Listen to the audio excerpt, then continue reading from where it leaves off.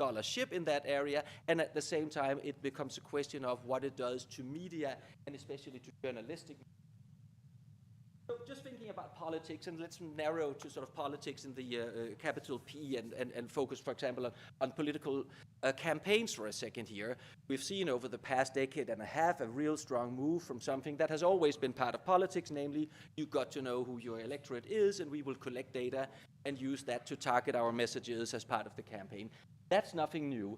Over the past decade and a half, we've seen developments where campaign teams have really shifted, where the purchase of additional data and linkage of data has led to an augmentation of especially online political campaigning, and especially the notion of micro-targeting, so making sure that there are specific audiences that are targeted online ads. And of course the big tech platforms have been conducive in that by also offering the opportunity to really micro-purchase for political campaigns. What AI does is maybe not so much altering that distribution system and that target audience system, but it does one thing that has to do with the ease of producing content, right? So still in the old days of an election of where you would do online micro-targeting and target your audiences of only an election cycle ago, you needed to produce an ad. You needed actually to create content that would take time, no matter whether you were talking text or visuals or a fully integrated video. Now, arrival of AI in the past, and especially the broad appeal of some of these apps in only the last year and a half, has meant that you can produce content at mass. And here you then get the technology of the micro-targeting as well as the of content production, and that ease of content production is no longer in the hands of smaller companies or experts, but is in the hand of basically any actor. It poses a couple of questions here, right? Because it poses questions about whether or not we as scholars can probably investigate these phenomena if the degree of content production is expanded so rapidly. And I think it also poses a question for journalism, one of the core things that we have been studying always, namely, is journalism able to perform a watchdog performance, right? It will probably be no surprise that when Macron is campaigning, he would say something different here in this area than he would say in Paris when he was campaigning. That's nothing new. But in the old system, there would be a journalist following him on the campaign trail and contrasting those two messages in the two regions to see whether that would add up in terms of the finances of his positions, or whether there were contradictions in the claims. And of course, that becomes inevitably much harder when these claims are made through ads in online environments where the audiences have become much smaller, and where the ability to create targeted content at a very high speed proper change in politics, right? And then I think if we look at the public, it has a lot of resonance to also things that Nas was saying, right? It's no surprise that over the next period of time, we will see how AI is affecting ministries, municipalities, tax authorities, the judiciary in all different aspects, right? It's unthinkable to have any of these sectors that are not affected by these developments, for good and for bad, right? And we definitely won't go into all of these, but just as an example of the pervasiveness of this technology in all aspects, also in the public sector. And again, here asking the very fundamental question: can journalism do what journalism has always done? So typically that has been taking the example of an individual citizen or an individual consumer that has been in the squeeze between either a decision from a public authority or from a private company, and pick up on that very case and say, you know, we are bringing your story to the attention, and that will lead to the fall of a big corporation or a public sector. But what if the outcome of an individual decision, why you are getting some welfare benefits and you are not, is no longer an actual decision on your case, but only an estimation of the parameters that go into a model that has then determined whether you would get that? And where does that leave journalism in that quest for probing these kind of outcomes? And also, where does that leave us as scholars in the same quest for trying to understand systems and the characteristics of these systems taking the decisions? Thirdly, the news media and the media sector more broadly, of course, is also hugely affected by this AI turn, and that is across the company. We work a lot in a lab that we have in Amsterdam that is called the AI Media and Democracy Lab. We work with various news organizations, both bigger national ones and some smaller ones, to go through what it is mean, and it is in every single aspect of how they operate. So on the team we have scholars from the legal sciences, and they work very closely with them to look at procurement, so the buying of new software and the buying of new models for the media company. What kind of demands and what kind of conditions do you want to put in your procurement guidelines when you buy AI applications for the news sector? Because they can be a fantastic use, right? We've seen examples of research where the ability to seep through and find patterns in public sector domain documents that have reduced the workload for journalists for something that might have taken half a year previously, and now takes about 2 weeks of teamwork together because of prompting and the application of good AI tools in that area. Development of lead generators, so the beginning of articles, how you can work through and work with young journalists to improve the opening of articles using some of the more generative AI applications. This significant change that we are in right now, from having had maybe 5 years where AI and journalism basically meant getting sports results and finance news that was AI generated, to now having bigger chunks of articles being AI generated. Very exciting development, very scary developments too for some journalists. But I think in a good sort of interpretation of that, that would free up a lot of resources for investigative journalism and maybe the more interesting aspects of journalism, when some of the bread and butter work could be done by AI applications. And the big fear in the journalism field is, of course, that it will lead to yet another round of cutbacks, so much that can now be done in part with these. So the sector which we are studying ourselves is also a sector that is deeply affected by these developments, for better and worse, in the research phase, in how the organization is put together, the types of people that you have on the teams in the organizations, the content of it, and of course also in the interaction with systems from especially social media platforms that are also increasingly relying on AI-based systems for the distribution and the combination of audience interest and the contents here. So the very sector that we study a lot as communication scholars is also really challenged and an interesting new question. Then turn a little bit to ourselves. A big part of our research community is also concerned with public perceptions of and attitudes towards new technologies. I think that we actually have to think about it at all three levels when we think about public opinion and AI. So on the one hand, there's a task for us to do something we have done for a very long time, that is being part of also the public opinion research community, to try and understand public opinion about artificial intelligence. What do people know? Where are the gaps? What are the groups that are most vulnerable in terms of having the knowledge and the skills and the expertise in this area? I think that's a continuation of something we have done for a long time. But there's also a sort of a really interesting new development on collecting public opinion using AI technologies. So long-standing research tradition, comparing paper and pencil questionnaires with online questionnaires, or comparing more interactive modes or face-to-face modes of interviewing, and how that has been such a superior experience to do face-to-face interviewing. Also how costly it is to have an interviewer go out and do a 1-hour interview with one respondent that you had to sample and bring to the table. Well, there are already really excellent chatbots that will change this nature here, that have already shown that for talking about sensitive issues such as health issues or issues about death, that there are some of the chatbot options for teasing out and tapping public opinion that are now already a great, I think, improvement to the work that we have here.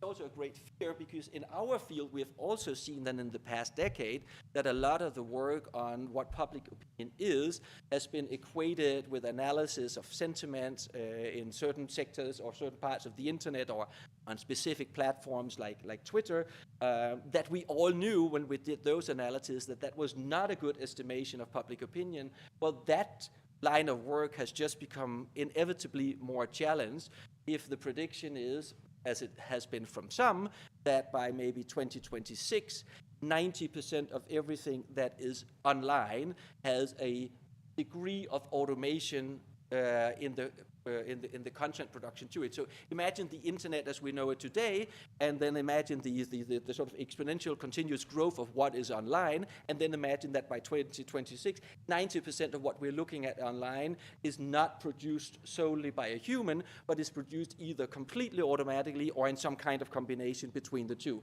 Well, what does that do for the idea that we are trying to tap or monitor public opinion online with that degree of automated and auto-generated content? Also very interesting for us as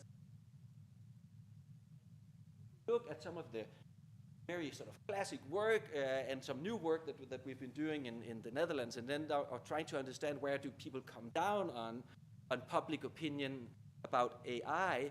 It is clear that there is this ambivalence that on the one hand there is quite a degree of excitement and trust, as we have seen with many other new technologies in the beginning, but also a real ambivalence go forward. Ask people about whether or not there are benefits of AI, and the majority will sort of watch the positive end of things and tending to agree more than disagree. If you talk about well-being, even then there is more people tilting towards the higher end categories of agreeing with that kind of statement than being in. But at the same time, that because you had that presentation, but also asking the question, what does it do to job security? There are some sectors in which a lot of functions and a lot of the tasks that could really be performed maybe.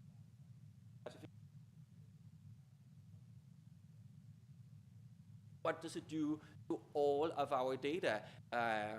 Every one of us that has been playing around with ChatGPT in the past 14 months have left rather big traces of who we are into a corporate model. Where does that lead us going forward? And are these the types of models that we want to share? We've asked some questions about how important it is, for example, if you're a consumer, you're interacting with a customer line from a big company, and I think we probably all have the experience that by today, the first layer of contacts with any company today is not necessarily with a person, but that you first have to go through this sort of bot-based monitoring of what your question is and what your request is, and with a little bit of luck you can see through the system and you get the sort of the ultimate option of actually being put through to a human in the end. And we feel still that it's very important to us to know that upfront, that when we do that, those are valuable lessons also for companies as they deploy this. Tell us, we may actually accept that we are being sort of helped in the initial stages by something that is automated, but having that degree of transparency is something.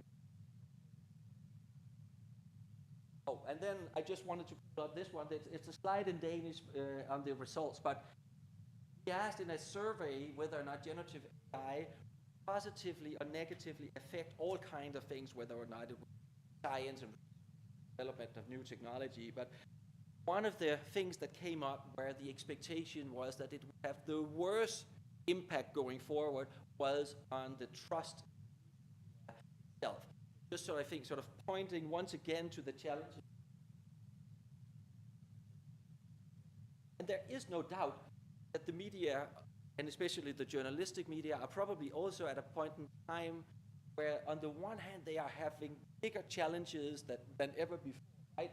With a lot of material also coming at them that is not necessarily authentic nor truth-based. But on the other hand, as a journalistic organization, that should also give maybe one of the biggest advantages for the next years of relevance, of making a difference in an information ecosystem where there's so much out there and that we are really looking to certain individuals and organizations to provide guidance as what is deservable of.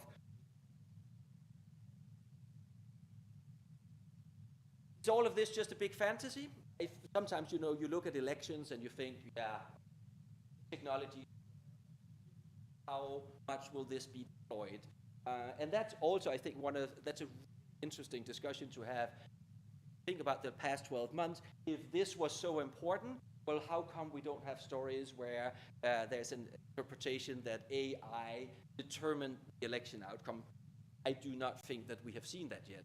And at the same time, we have seen in Slovakia a first ad by political opponents that was used against the incumbent leader. We have seen in Poland, emails were leaked, and then they used audio recordings of these politicians to make it sound as if they were reading out the emails, so audio-generated content. And on the day that Biden announced his re-election campaign in the US, we 2 minutes later saw this ad, which is, to my knowledge, the first fully auto-generated AI-based ad from a Republican Party support group that painted the picture of what the United States would look like in 2028 after another potential 4 years of Biden, and that was a sort of a picture of San Francisco being completely degenerated, the Mexican border being wide open, and the United States flooded with immigration, and the US being in a full-fledged war with China over Taiwan. All of that was just generated or used AI-generated imagery to make that impression, and that circulated quite widely, and yes, it was said on YouTube, very small print, that this was AI-generated imagery, but we also all know that the more we consume information on cell phones with these small screens, a indication or a label that this is AI-generated is not going to be enough of a marker to say that this is an ad that has a different nature than all the other political ads that are out there. So whether or not this will be a big game changer or not, I think is almost an irrelevant one. The observation is that the technology is there. The technology is there and it's readily available not only to a highly specialized, all elite audience, but to basically any actor. And we are kind of in an interesting year when it comes to kind of questions. So the European Union is leading an effort to have the first transnational legislation on AI with the AI Act, for which political agreement was reached in December last year. And now, these days, the final trilogues are taking place to determine exactly which types of AI applications in which arenas should fall into which kind of risk group and assessments, and thereby having specific requirements in terms of regulation, but that's still undetermined, let alone decided, let alone implemented. So anything that has to do with AI and democracy coming from, for example, the AI Act will not take effect until 2025 or later. And in 2024, we happen to have a year where slightly less than half of the world population will go to the voting booth, whether that is in Indonesia or in India or in the European Union or in the United States. So we are in a rather interesting year where this is basically unregulated territory and yet a territory in which technology. So where are we come sort of January 2024 when it comes to this? It's safe, I think, to say that AI is a type of technology that is not confined to sort of a small and defined tech sector or only one aspect of society. Others have made, I think, a credible claim to say that this system technology will affect society at large, but that it is also upon us to be very specific when we talk about, well, what are then the effects across different sectors and across different levels, societal level, individual level, or any kind of meso level in terms of organizations. If we have been concerned about mis and disinformation challenges in the past 5 to 8 years, I think we are about to see a new round of questions in this area. The World Economic Forum, Davos, just published their report, and that identified fears around mis and disinformation as the top one challenge for the next 24 months for the globe ahead of climate change. I'm not sure I agree with that, but that is the sort of the level of where it is in terms of perceived. I think the technology will do a lot sector to news organizations in terms of both having to cover developments in this area and cover the fact that there are players out there that say this is, you know, the new oil, and it will save and bring economic growth to the world, or it will ruin humanity watching it. So they have the challenge of covering this as a topic. They have a challenge of questioning the use of technology in different areas, and they have a question in front of them about how to deploy responsibly the use of these technologies themselves. We have maybe a situation where we have started up with a certain degree of trust in new technologies that is right now swinging us into an era of some ambivalence where both hope and fears are being mixed, but that it could very well be that some of what we will be looking into going down is a increased distrust of information altogether, because all of a sudden you can weaponize claim of something being generated by AI in much the same way as the term fake news had been weaponized in recent years. You can question almost any kind of information going forward, saying, well, I don't trust that because it's probably AI generated. Also, that's coming back to the title of today, that we're in a situation where the technology is here, but the question is who will deploy it, when and where. And if we look at all propaganda studies that we know of and all knowledge about sort of political communication from the past, it is likely to be the case that a lot of this will come from the very top and from within our democratic system. I think it ties very well into the literature on democratic backsliding, that a lot of misinformation tends to come from the top and within our own democracies, and maybe that's also going to be the case for the deployment of AI. And in 2024, we are this sort of regulatory vacuum with a lot of elections taking place, but basically no playbook. Super optimistic note, I thought I should bring a picture ended at least that is look at. Say thanks for I think not only the France chapter, but also democracy as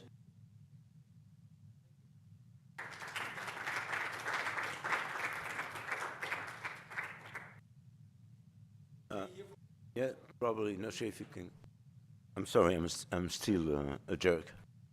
I hope I'm still a lovable jerk. Or lovable man, I don't know. So thank you very much. There's a lot of research topics behind all what you said. So a lot of PhDs probably. The question and answer session, I don't know how it works online, because as you understood, I know nothing about these Teams or Zoom system. Maybe there are questions online. I don't know how it does work. Federico, it is possible? Okay, it's possible to ask questions online and live questions from non-jerk people. One question, Sébastien. I don't know if we have a microphone for everyone. I don't know if it does work. Sorry for that. I'm really... just speak loud. Yes, okay. So thank you very much for your fascinating presentation. I have a question for you about the slides that you presented where you suggested that people are pretty optimistic about AI, and I would like to know if you could talk a little bit more about the sample. Sure. Is it a transnational sample? Is it what context was? Yeah, no, no, it's a very good question. This. French person, I'm a bit skeptical about the enthusiasm. Yeah. Just want to introduce Sébastien Moore from University of Lorraine. Just in, who is it? Yeah. Thank you for asking the question. I introduced it too briefly. So this actually relies on some survey data that we collected in the Netherlands in the summer of 2023. So it was one, and another of it was from a survey that we conducted in Denmark. So there were a couple of multiple sort of data sources coming in, and we are in the midst right now of replicating a survey that we did 5 years ago on the very same topic, because my sense also is that the public discussion has changed, and it is quite possible. Unfortunately, that's not real panel data, but we will just be repeating it with a new survey now to sort of see where at least the trend is going. I will also say that survey that we conducted in 2019, one of the sort of interesting takeaways was that we had an open question in there simply probing what people were thinking about when they heard the term artificial intelligence, and 50% said that they had no idea what to think about, and I think that is also one of those things that on the one hand there's probably a lot of arguments to expect that has changed because there's been such a broad discussion of AI, and at the same time it might very well still be the same because the discussions are extremely opaque in very many instances in terms of what it is and how it might affect both individuals and society at large. But long story short, to say that it was Dutch 2023 data that we collected. Thanks. Carsten, the microphone is coming, I think. I don't know where. Okay, Federico. Carsten from University of Mulhouse. Université de Haute-Alsace. Haute-Alsace, sorry. To the east, towards east Switzerland and Germany, we're at the border. So trans-border university as well, as Lorraine is, by the way. So thanks for those two talks. It's a topic of the moment, of course, and it will still be in a while. As we see here, the winter of AI was announced not so long ago, still in place, and all of a sudden there's this explosion. That's why we're talking about it now, and it's being used everywhere. I have a comment first, and then a question, comment to both of you, going back to Claes's distribution of effects, levels, and sort of scale of this phenomenon. I would say, as it is a systems technology, what we might see is that it, of course, has industrial effects. It always has. It doesn't have just singular individual effects. It will have industrial effects, and you finished on that, and I was quite glad that it might come from the top, the thing that we have to look for, because we don't have individual democratic control devices for those things yet. And they're kind of out of hand, like video games are also games that are not like soccer played on a playing field with a ball, but somewhere on a server somewhere in some country, and that poses some questions for us as communication researchers. But as we use those things, my question is, coming back to the place we're in and our jobs, how about our institutions? Very concretely, what do you think? What is it doing to our work as university staff, as students and teachers and researchers? We have a small working group that's starting up at our university, as in many other places, I suppose, asking ourselves questions, especially on the place for social human sciences there, going beyond just helping engineering getting accepted, as we sometimes have to also, but reflecting on this more deeply, especially in how does teaching change, how does our role change, what do we have to look out for, what's the place for ethics, and so on. Is there anything that you can enlighten us with in that respect? I'm happy to go first. I think the educational realm, I think, is obviously a very important area, and it is one of those areas where there's been a lot more attention. And frankly, it's one of those areas that people are seeing immediate implications for it. At least I don't know enough about how it is being viewed in France or more generally in Europe, but certainly in the United States, universities are very polarized about the use of this technology among students. I think that that's sort of naive because you can't take the genie's out of the bottle, so you have to work on managing it, not trying to eliminate it. I think many people are coming to that conclusion. I think the more interesting questions are, who is really being helped by this? If you put this in the context of equity, if you put this in the context of advancing folks, technologies, going back to the 17th century, certainly even the ones that I had even starting in the 1970s, have a long history of promising upliftment, but differentially promising upliftment to the haves as compared to the have-nots. So whether it's the knowledge gap theories of Titchener or the information gap theories between the haves and the have-nots, we continue to extend it. There have been some studies already about to what extent is the use of AI in education something that is going to benefit the weaker student or the student that could need more help as compared to the talented students.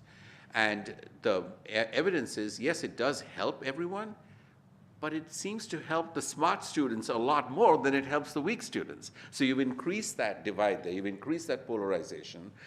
Same thing applies in the workplace, that it actually helps the productive worker much more than it helps the not so productive workers. So I think those are important questions for us to think through and see if there are ways in which we can nudge that in some ways.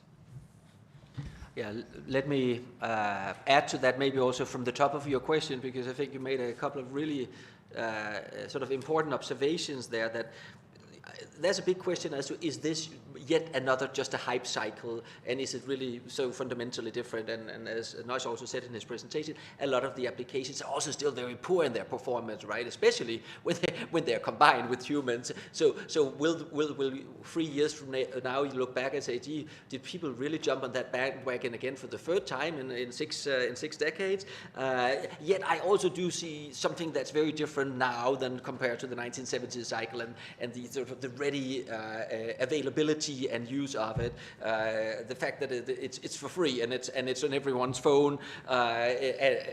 Those are different parameters in terms of the rollout and the scale than some of the previous hype cycles were. I also found it fascinating in 2023 to follow, the more calls. It's almost like every letter that was published declaring the dangers and the end of humanity using AI led to an immediate uptake in investments in the AI sector in the day after, right? That was a really interesting dynamic right there. I also think that it's hugely important for us as a community to really engage in this debate and ask ourselves what it does to what it is that we're studying, revisit some of the questions that we've been looking at for a long time. Because if there's one thing that we know for sure with the current development is that if we don't do it, all other disciplines will run with this. And I do think that we are uniquely focused actually to ask some of these questions, because so much of it is system-based and so much of it is actually based on communication snippets in a system. So if we are not actively at that table, we are doing ourselves a very big disservice, let alone for also just bringing in, I think, the sort of the communication, social science, and humanities perspective in these discussions. Now then to the question of what you would then do as institutions if everybody is scrambling.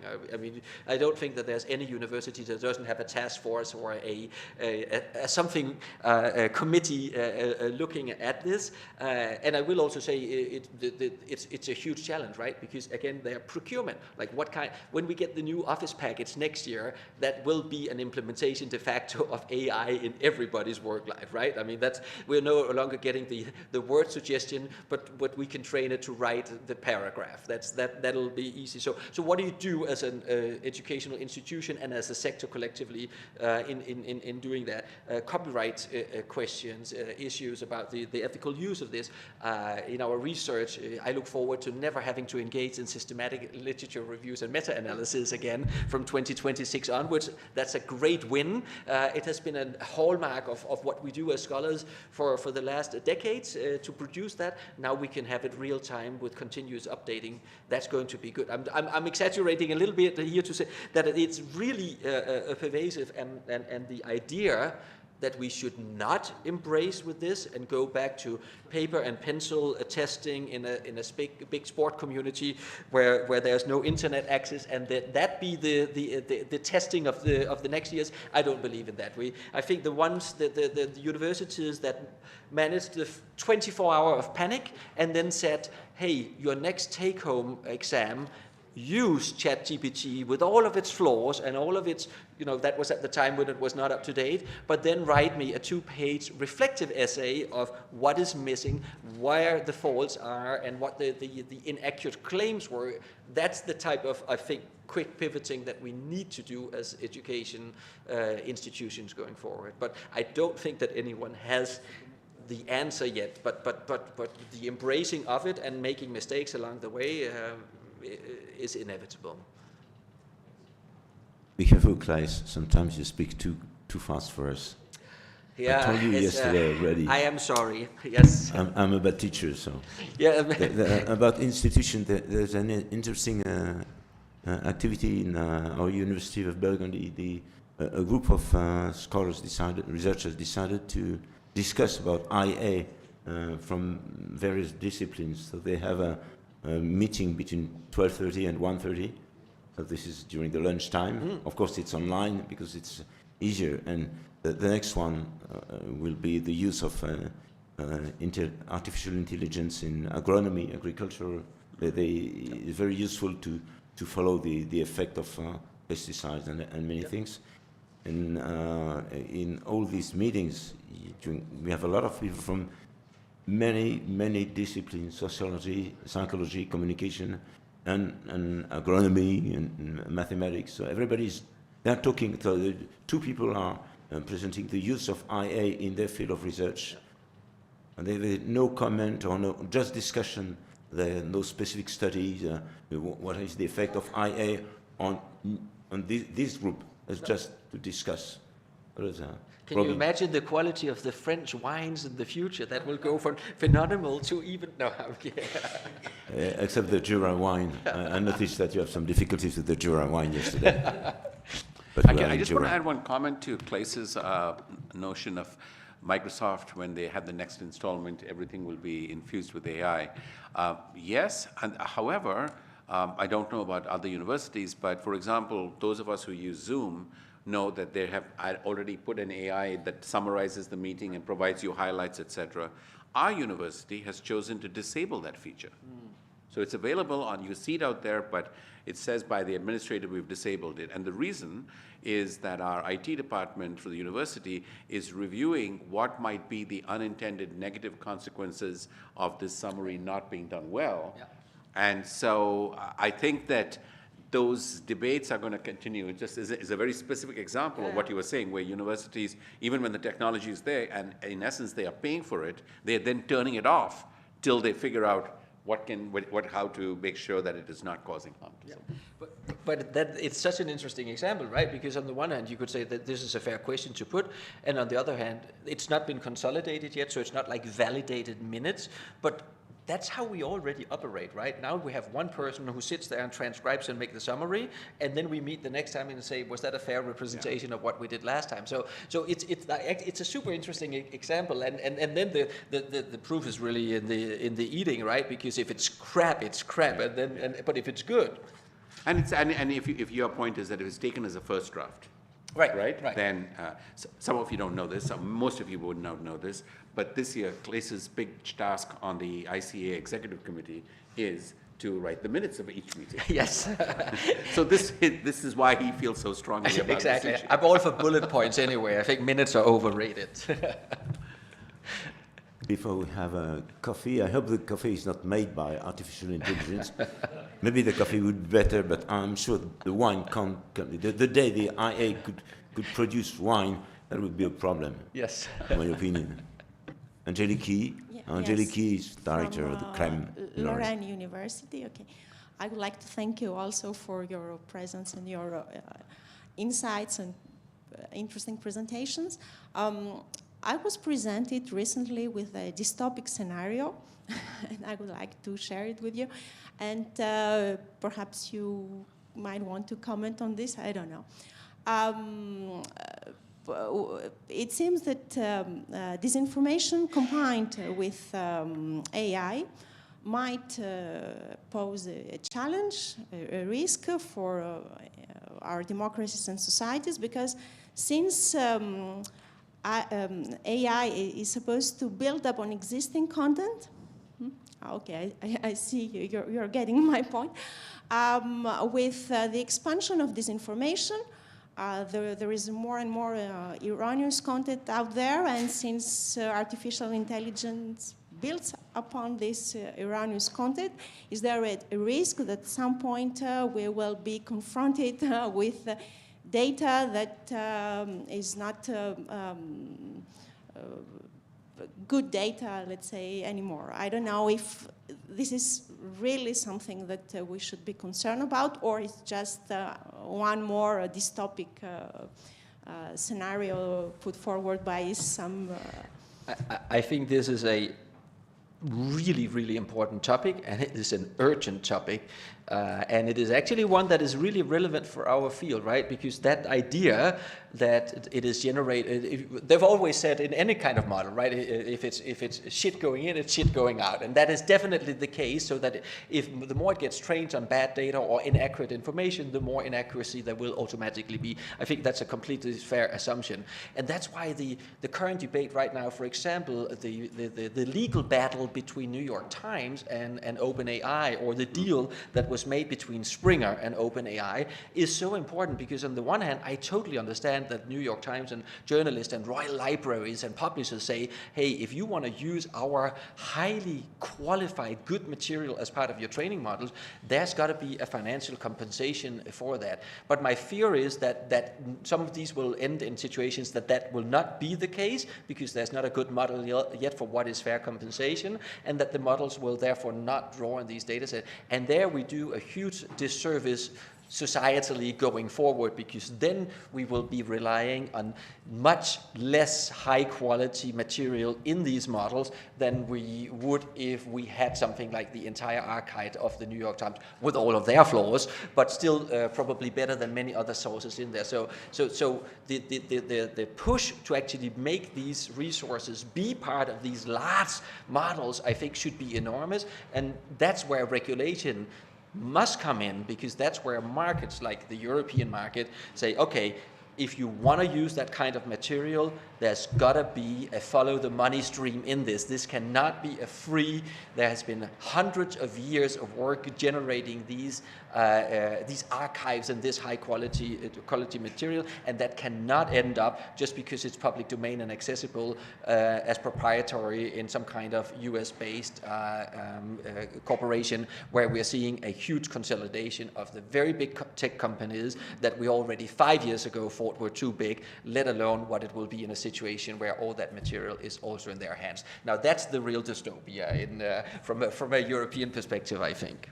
So I had 3 words, one of which you've covered quite extensively. The phrase that I had heard going back decades was garbage in, garbage out. Yeah, mine was shit. You provided a more adult version of that, shall we say. But yes, garbage in, garbage out is something that we've known about in programming going back decades. And this is the most recent instantiation of that. The second term that I think is worth looking into is the term called drifting. And it's a concept that has become quite important in the context of LLMs. And it's raised alarms, because people find that in some ways, GPT-4 is inferior to GPT-3. And people are wondering, how is that happening? Well, one explanation is that it is drifting because it is learning from text that is generated from GPT-3. And I think, Claes, you mentioned that a much higher percentage of generated content will not be human user-generated content, but will become AI user-generated content. We talk about UGC, but now we have to distinguish between HUGC and AI UGC. And that leads to these notions of drifting. And people in computer science have built very sophisticated models that explain why this drifting is happening. Why is it that prime number detection is much worse in GPT-4 than, say, 3.5? Also, people are looking at it in this context. And the term there is synthetic data. And the word synthetic data there is that we don't have to rely on all LLMs or all these models to only look at data as it exists today, but to see ways in which we can modify the data that is fed into these programs. So we all have heard perhaps of the case where Amazon was using AI to create a short list of people who were going to be interviewed for jobs. And what they did was they trained the model on previous data of who was being hired. And lo and behold, guess what? It only recommended that they interview white males because that's what was happening in the past. That's a classic example, but a very simple, but also an easy example to understand why if you rely only on training models and existing data, it's going to likely reproduce and reinforce the biases that are there in that data.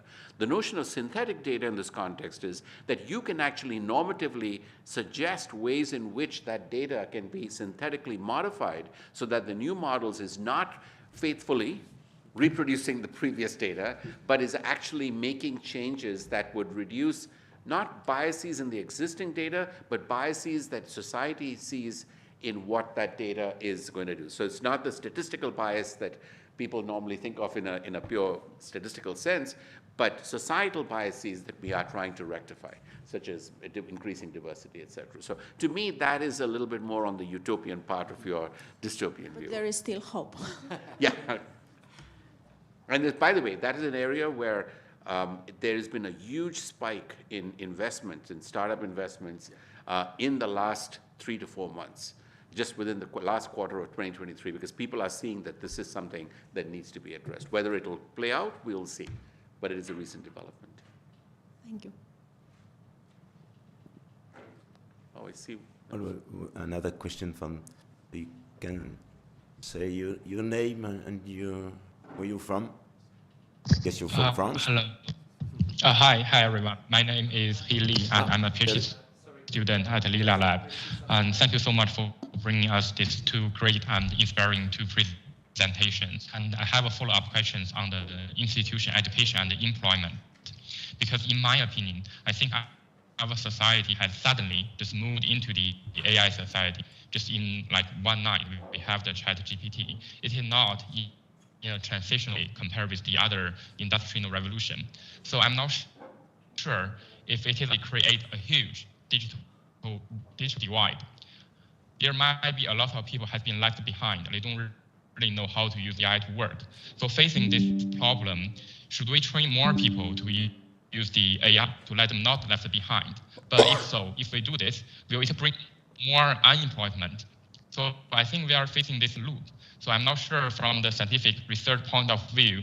So what should we do? Is there any other good ideas or solution to face the conflict between the AI using digital divide and the employment?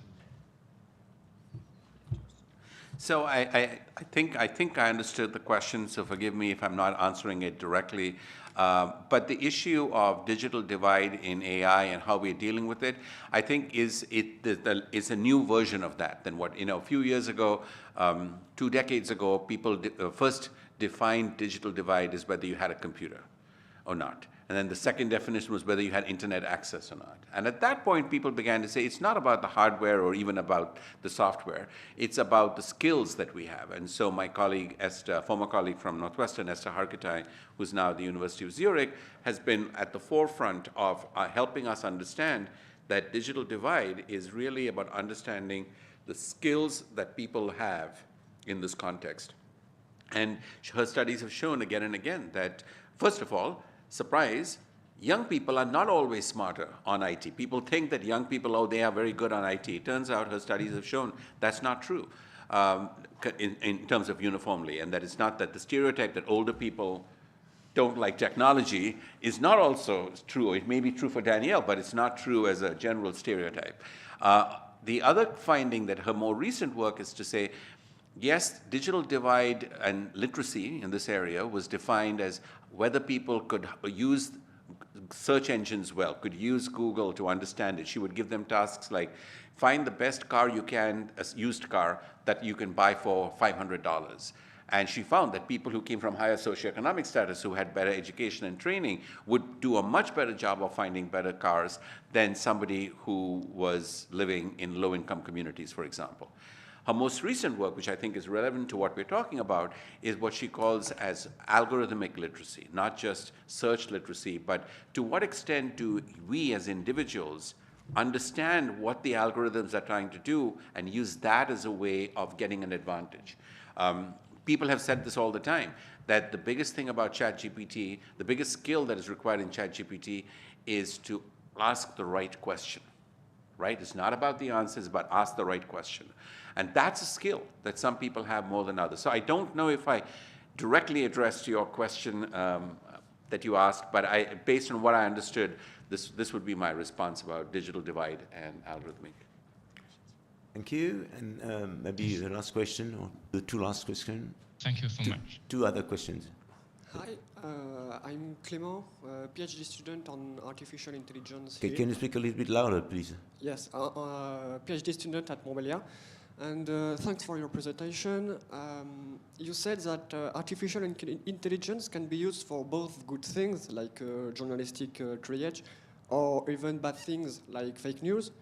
What is the place of the science, of our place, in educating the population on the possibility and limits of such a tool at a time when distrust of science is quite significant?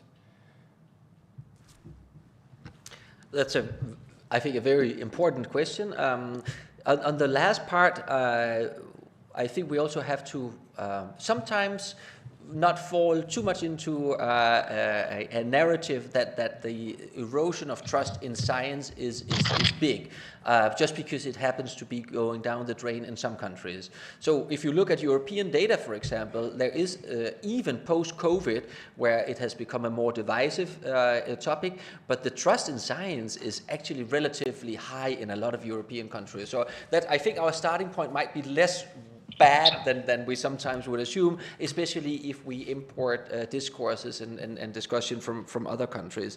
But I think what we do need is some kind of a compass of also how we engage with these with these questions.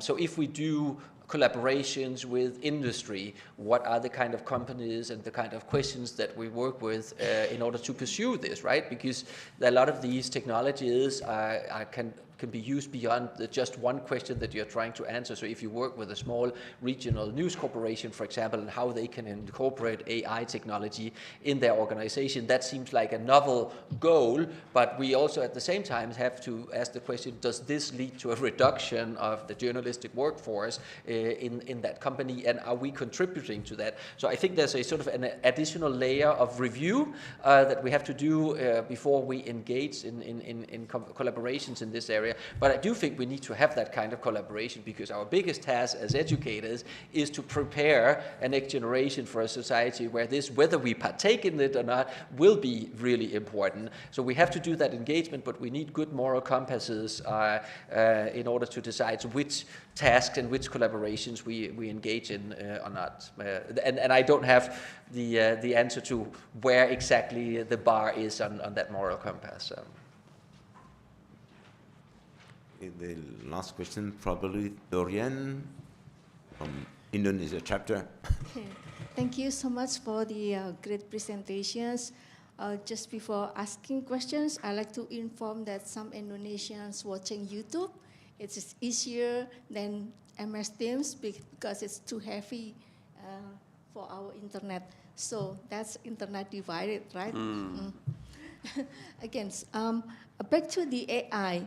Right now, Indonesia working on the regulations and ethics, and we as in ICA Indonesia chapter will support this conference on the beginning of February, discussing AI regulations and ethics. So I would like to have an example of those regulations in Western, such as Europe and United States, because for Indonesia, right now people use it nicely, but some use it worstly, especially in this political matter. You know, we will have our general elections next February. And also for the educations and the disaster management. We need AI, but somehow, because of the internet and also gadget divided, we have a kind of a gap between Indonesia West and Indonesia East really badly. Thank you. Yeah, so we don't, unfortunately, I think, have any final text yet of good regulation. The European AI Act, there's a draft that dates back from December, and there was still a lot of gaps in it that were delegated to the what is called the technical trilogues, but are really fundamental, and I would also say political questions. So it's a little bit unfortunate that the discussion was not maybe rounded off in better politically. So that's just to say that the actual sort of textual examples that are out there are probably not in a very good and open. Some of these documents have leaks, and the old versions are out there, but it's not official. But I think the philosophy of what will go into the AI Act of distinguishing these sort of 5 risk groups and saying, well, there are some areas in which you have to be really, really cautious and maybe even have a ban on sort of deep AI developments, much akin to what you have seen in nuclear programs, and that has to do with AI and military, and that's sort of level 5. And that, I think that philosophy will probably stand also in the final versions. But it is interesting to note that the language so far on, for example, news organizations and journalism is that it is in a very low risk assessment category. So that is not to tie the organizations down and dictate how they must operate, and I guess that's a good thing from that point of view, but it also probably then leaves the whole sector in an unregulated water afterwards. Now then you have other types of legislation that have to do with, for example, political advertisement that will still apply even if it's in an AI context, right? And that's very country dependent, even in Europe, where the political advertisement legislation is hugely different in different European countries, just as the polling regulation is, whether or not you can publish opinion polls and collect that onto election. But those would then be regulations that come more or less from existing analog world type of regulation and have very little to do with AI as such. But because if it is considered in a political advertisement, would still fall under the regulations for advertisement. Because that's, of course, I think the other thing, that it has never been a very successful formula to try and re-regulate everything only around the technology, because that always will morph into other areas. So all of that existing regulation would still apply. That's maybe not a very satisfactory answer to your question, but it's the best I have. Yeah, I agree. I think that makes sense. I just wanted to have 2 parenthetical comments. One is, we at the start of today's session, we talked about each of the chapters having their own priorities, and we talked about the ICA France chapter. And I recall, Doreen, that one of the things we discussed when I came and helped with the inauguration of the ICA Indonesia chapter was your motivation of using this chapter as a way of creating unified ways of influencing government policy. And what you're just describing is exactly that it gave you a platform, the ICA Indonesia platform, to help convene and be able to contribute from communication research to policy in this area. So I commend you again, and that's another good example of what you've been able to do. I remember when I was there, we visited with the ministry, and now I see that there are some things coming out of that. That was my first parenthetical comment. The second one is one that challenges you a little bit. We know historically that policy that is written typically first by Europe. This is why I looked at you to answer, because if there is a policy in this area, it's going to come from Europe before it comes from the US, for sure. But typically, whether it is policy from Europe or the US, is literally cut, copy, and pasted for most countries. There have been several studies that have been done of policy in the area going back to mobile telephony, internet, etc., where if you look at different countries and the policies they have, it's a literal copy and paste from what has been done in the EU or the US. And I think that does not serve the Global South well. I think that you all touched already on some of the ways in which Indonesia's situation is different. We talked about the fact that because you have so much of inaccessibility due to the islands and so on, but there are other cultural issues as well. And so, especially on something that has such social relevance, I think that we should take as an opportunity I'm not saying ignore it. Obviously, we want to be able to see the 5 issues, the pillars that you raised, those will remain the same. But the weighting of these issues and the ways in which we want to address it might vary from culture to culture. And I think that's part of what I also see as an example of decentering communication policy in this case, not just communication research, but communication policy. So of course, I think it's good to look at what others are doing, but I think that we need to go beyond the copy and paste.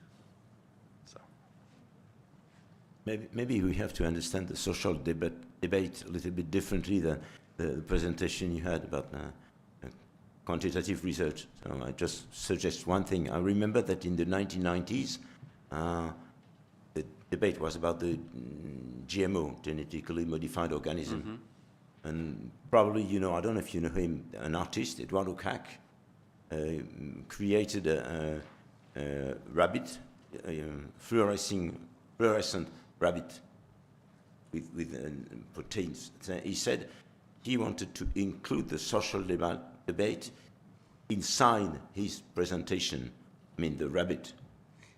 I noticed that there are a lot of artistic production all over the world with IA, all over the world. A lot of artists are working on that.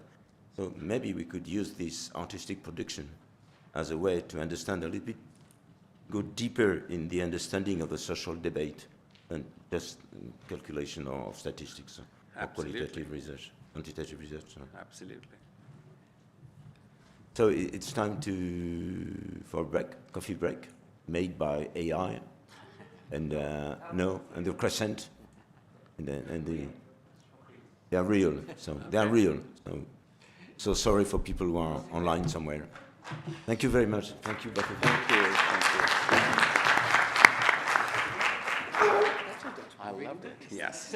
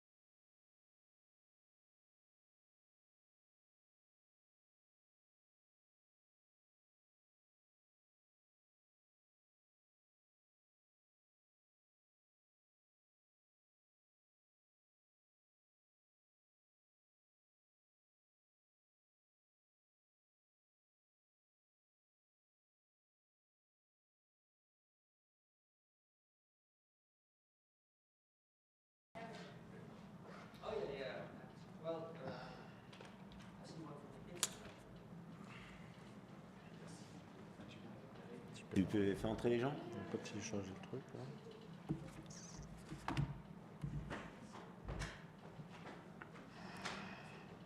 Je prends mon ordi, ça va pas du tout.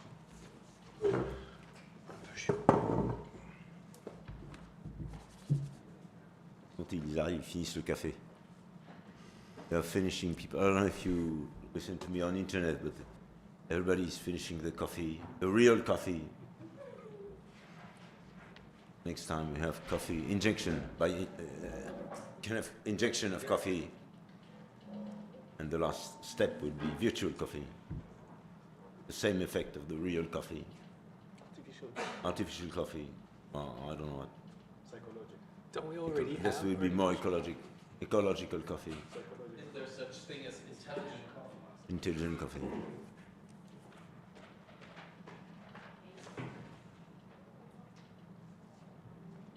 I'm an IA, how to say, lovable jerk, but I'm a coffee junkie. Coffee junkie. Addicted to coffee. People are coming. Ils arrivent? Non? Eh ben, ils sont pas là. Olivier est pas là. Ah, et voilà. Non. Hey, colleague, it's time to go here. C'est encore en mode Come in. nuit, là. Ah, voilà. Non, mais je les mets tout le temps. C'est vrai? Ouais. T'as des bons yeux. C'est vrai que l'autre coup, j'ai pris mon ordi, c'était tout blanc et ça m'a surpris. Quoi. Je peux faire... So people are coming into the amphitheater. So the second part of the C'est la luminosité pour pas qu'on lise par-dessus mon épaule.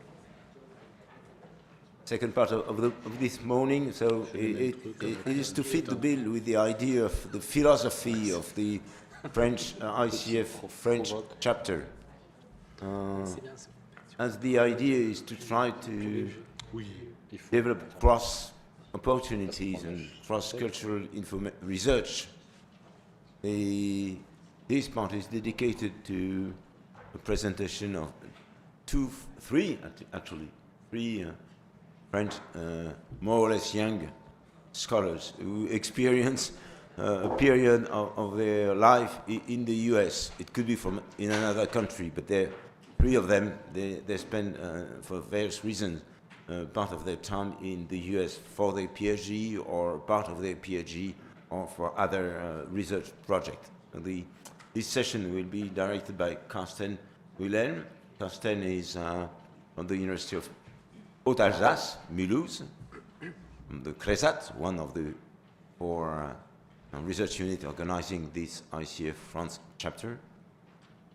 The second one will be Sébastien More, who is a senior lecturer at Nancy, of the CREM. No. Now you have to learn by heart the... In Metz. In Metz. Not Nancy. Metz, Nancy.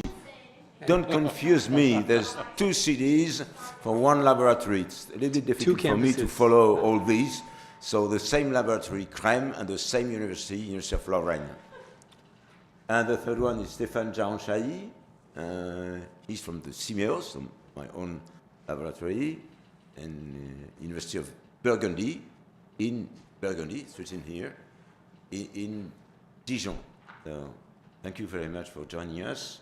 And Carsten, I'll let you discuss with yourself and with the two colleagues of how was it in the US. You're still alive.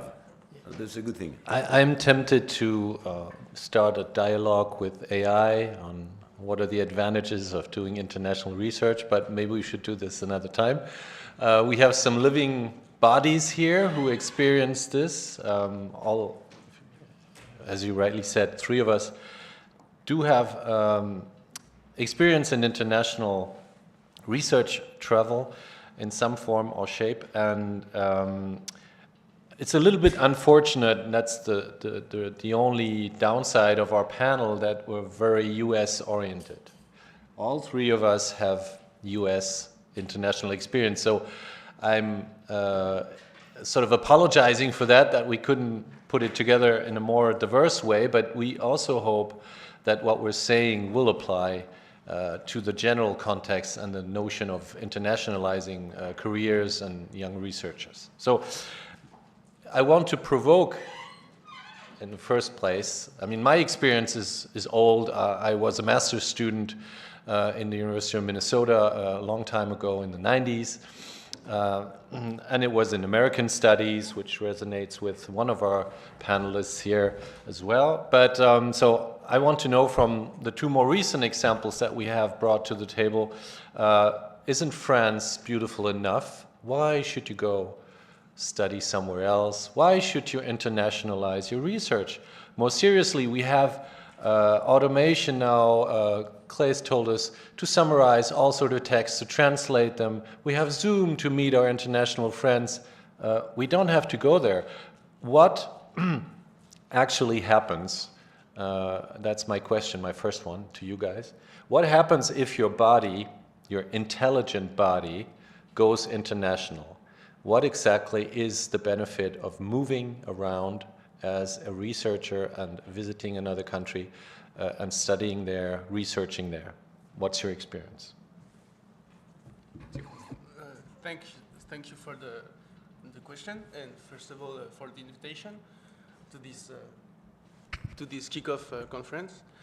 So to answer this question, in my perspective, the most important fact is the change of perspective. Because if we stay in the same place and we look through a screen at what can come from abroad, we still have the same perspective through it. So it doesn't change us, maybe enough to understand deeply some subjects.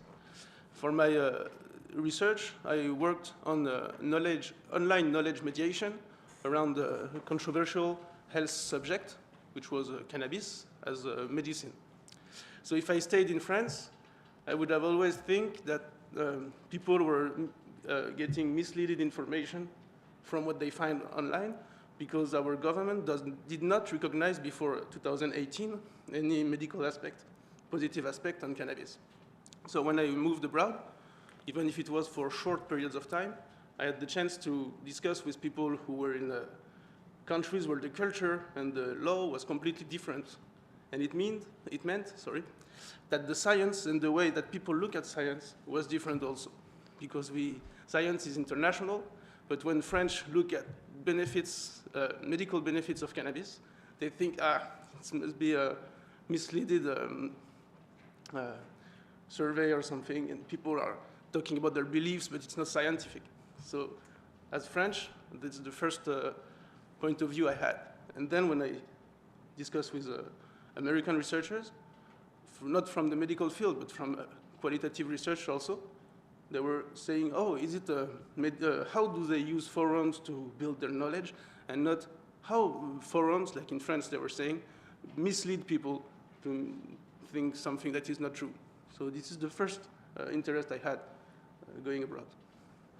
Okay, thank you. Well, to answer in a provocative manner to your question, yes, France is beautiful, and that's why it needs to go international. My perspective is a little bit different because I didn't start as a communication student. I was an English and American Studies major, so I'm a bit of a defector. I had to retrain myself to communication studies, and in the field of American Studies, it's expected from you that at some point in your career, you need to travel to and spend some time doing your research in the country that you are studying. And so my topic, which was conservative talk radio, U.S. conservative talk radio, which is a very U.S. American topic, had absolutely not been studied in France, not in the field of communication studies or American studies. So my starting point was to go to the U.S. and to really immerse myself in the academic context. And so the benefits, the reasons why it was beneficial for me was that I was able to train myself to the methodologies, to the theories that were adequate to examine that phenomenon, and also related to the question of the body. First of all, the moment when I conducted my research, that was like pre-Zoom and the pre-Zoom and team era, and so there was not not something that was generalized yet. But I think there's merit to be on the spot and to interact with people and to be in a sort of community with people when you interview them. I got to interview, so for the research there was a great textual part of the research that I could do in France and with the audio archives, but there was a lot of it that I couldn't do just sitting behind my computer in France, especially the part on the importance of talk radio in the communication strategy of the Republican Party. That I had to get in touch and to do intensive field work with the main role players. And it's much easier to have access to these people when you say, well, I'm in Washington, D.C. for a week. Would you have 30 minutes to sit down with me? And conservative operatives are always super happy to talk with you and to sit down and to say how great they are and how they brought about the conservative revolution and things like that. I think you lose that ease of access if you just say, do you want to have a Zoom meeting with me, when they don't know you and they don't know who you are. So to me that was one of the great benefits, and also the fact that I was able to map out the networks of scholars and researchers who had already worked on that topic. Yes, I would add in that view that when you ask to interview field actors, sometimes they don't know how you are interested or how much you are invested in your subject. So knowing that you're there for a month for this special purpose brings them to accept more easily to meet you and to talk. I had this experience in San Diego for medical doctors, and I was very thankful. And sometimes when you talk to someone, then they can vouch for you for the next person you like to interview. Exactly. So, yeah, they know they have a limited time and space, so they do the maximum to help you in this limited area. Thank you for that. What I hear in your position, your statements, is that there is also a moment when you confront your disciplines, for you, Sebastian, or your epistemologies and your methodologies with something different. How did that play out for you? Is it difficult? How to prepare for that? How can we get ready to have that moment of, wow, we're doing things differently here?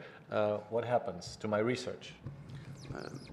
So I can answer, but only on the limited part, because as my staying were short, I did not have the chance to work, to do research work with foreign researchers. So I only met foreign researchers to discussions and field actors. And the biggest part is that it was a kind of a validation of my topic, talking to researchers, and the validation of the methods came from before, from France. So the going abroad and talking about the subject with concerned people was like a validation, a signal saying you're in the good direction, go ahead, go on, that I could not have here in France. And just to continue on this topic, is it also a way of looking at science that matters, or? I think so. I think we look at science the same way, but the way we look at science depends on what we're allowed to say or to understand. The legal status of things brings us to look at things differently. I mean, for my subject, the cannabis use, working in France, I was always asked about the question, so where is the fake news from? Where are people mistaking? And I needed to go abroad to understand that I was not completely studying only people mistaking online, if you see what I mean. Sorry. Well, from my experience was a bit of a methodological roller coaster. when you do English studies, you come from a field that is dominated by literature and history, so this is how you are trained, and the basis is textual analysis. So when I started becoming familiar with the literature on political communication and the literature on the study of conservative talk radio and the publics, et cetera, there was a bit of a shock because all of these studies were super quantitative studies, and my mistake was that initially I felt I had to do that and to be a chameleon and to try to retrain myself. And so I had to really, put some distance towards the quantitative aspect of it, and I had to relearn actually the benefit and the merit of doing qualitative research and to use qualitative research to study that topic. And actually, it was actually very meaningful and very fruitful because I realized that there were blind spots in the study of the topic that could be addressed through through qualitative methods. So it was a bit of a back and forth that led me to a point where I was, confident enough in what my background had, the positive import of my background. Thanks. Also, to continue a little bit in that direction, we recently had what we call les Assises de la SFIC, where we had a sort of a general stock-taking of the discipline nationally. And we had a lot of discussions of all different issues and problems and solutions for our field as it is constructing. And we talked a lot about the international field, and I see Alain de Neuville here as one of our vice presidents for international affairs at the National Association. And we had a moment of hesitation where we're saying, do people actually wait for us to come? Do they look out for us? Is there a need? Are we, expected? And we had controversial discussions on that because, of course, there are universities that are super well known from France, Sorbonne, and so on, and you have a few names going around. And it's a little bit tougher for more general public research universities of great quality to yet, get some adhesion and get some seduction going for international projects. How do you see this? How is France and their institutions viewed, and what can we do maybe to go further? Well, I don't know if we are if people expect us, but I think Cles just a minute ago said that he didn't know French enough to have access to what we have to bring to the table. So maybe it's our job to make our contribution accessible to the community. And you're right. I mean, there are these big institutions in Sorbonne and École Normale Supérieure, but that doesn't mean that researchers and scholars from other universities that are not necessarily in the picture, it doesn't mean that these scholars cannot also be part of the conversation and become involved in the dialogue. And I think the proof is in the pudding.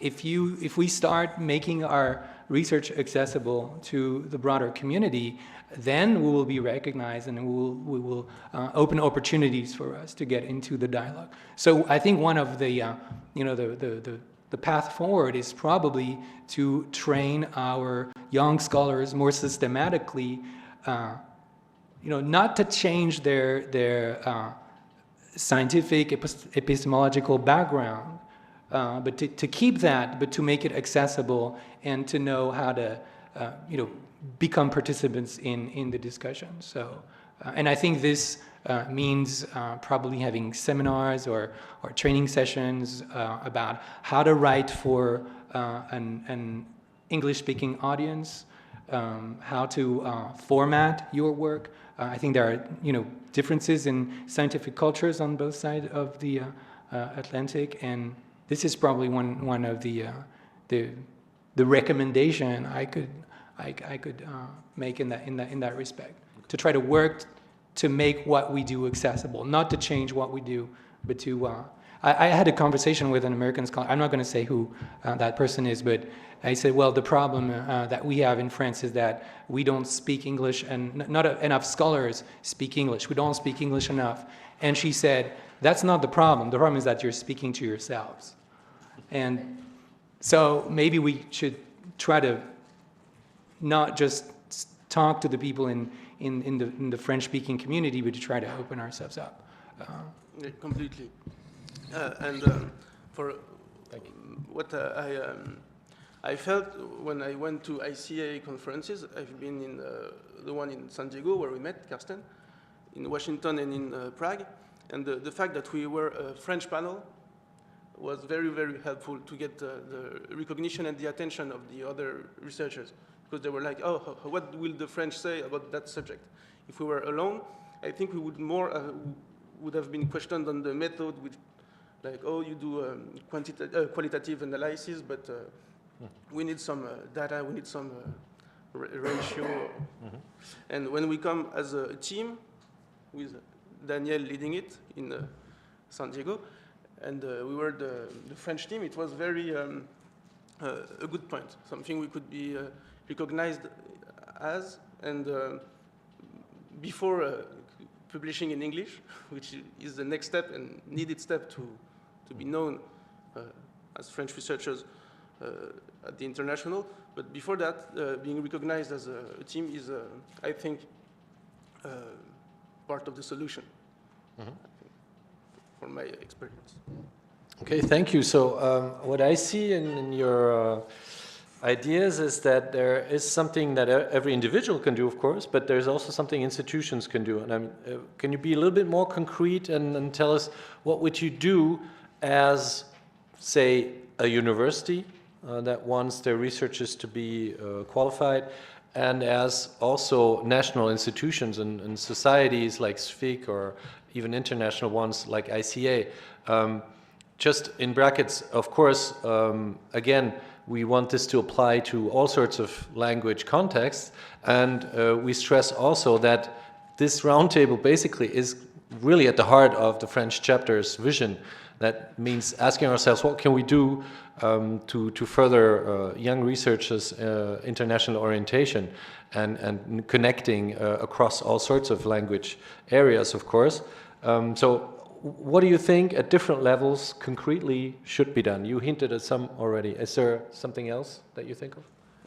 I think telling about the improvement of the thinking we can get by confronting our methods of work and the subject we work on, and confronting it with foreign researchers is one of the best way to grow as a researcher, I would say. So what can be done is to tell the young researchers how important it is, or how helpful it can be. For my position is, because I'm not enough into institutions games now. Mm-hmm. Okay.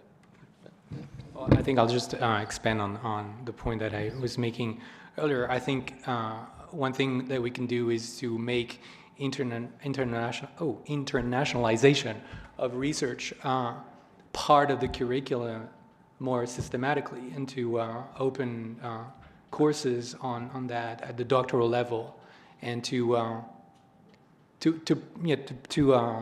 make it part of the landscape from the get-go.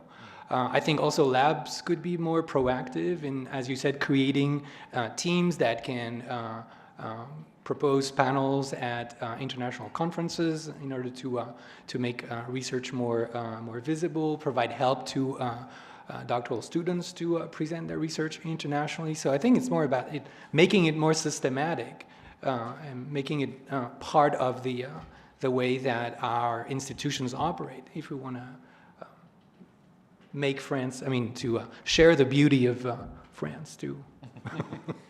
follow up on your metaphor. And you're right, there is still not as much an impetus for the careers of young students to internationalize as in other disciplines. If I look at our university, which also has a big technical and science part, that's not an issue for them. I mean, that's part of their curriculum, and they do that regularly. So it's not the question of being French or not French, it's really also human and social sciences and specifically communication question, and that's really interesting. We should go into that with Alain and Jan and all the staff from the SFIC working on international affairs. Why, parbleu, huh? Why, especially in communication studies, are we behind in internationalizing?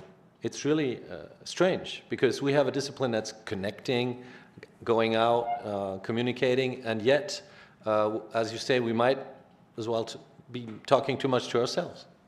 Do you see why that is? Would you like to take that one? I would say maybe at the beginning is maybe because of the institutional or disciplinary partitioning, because here we are science of information and communication.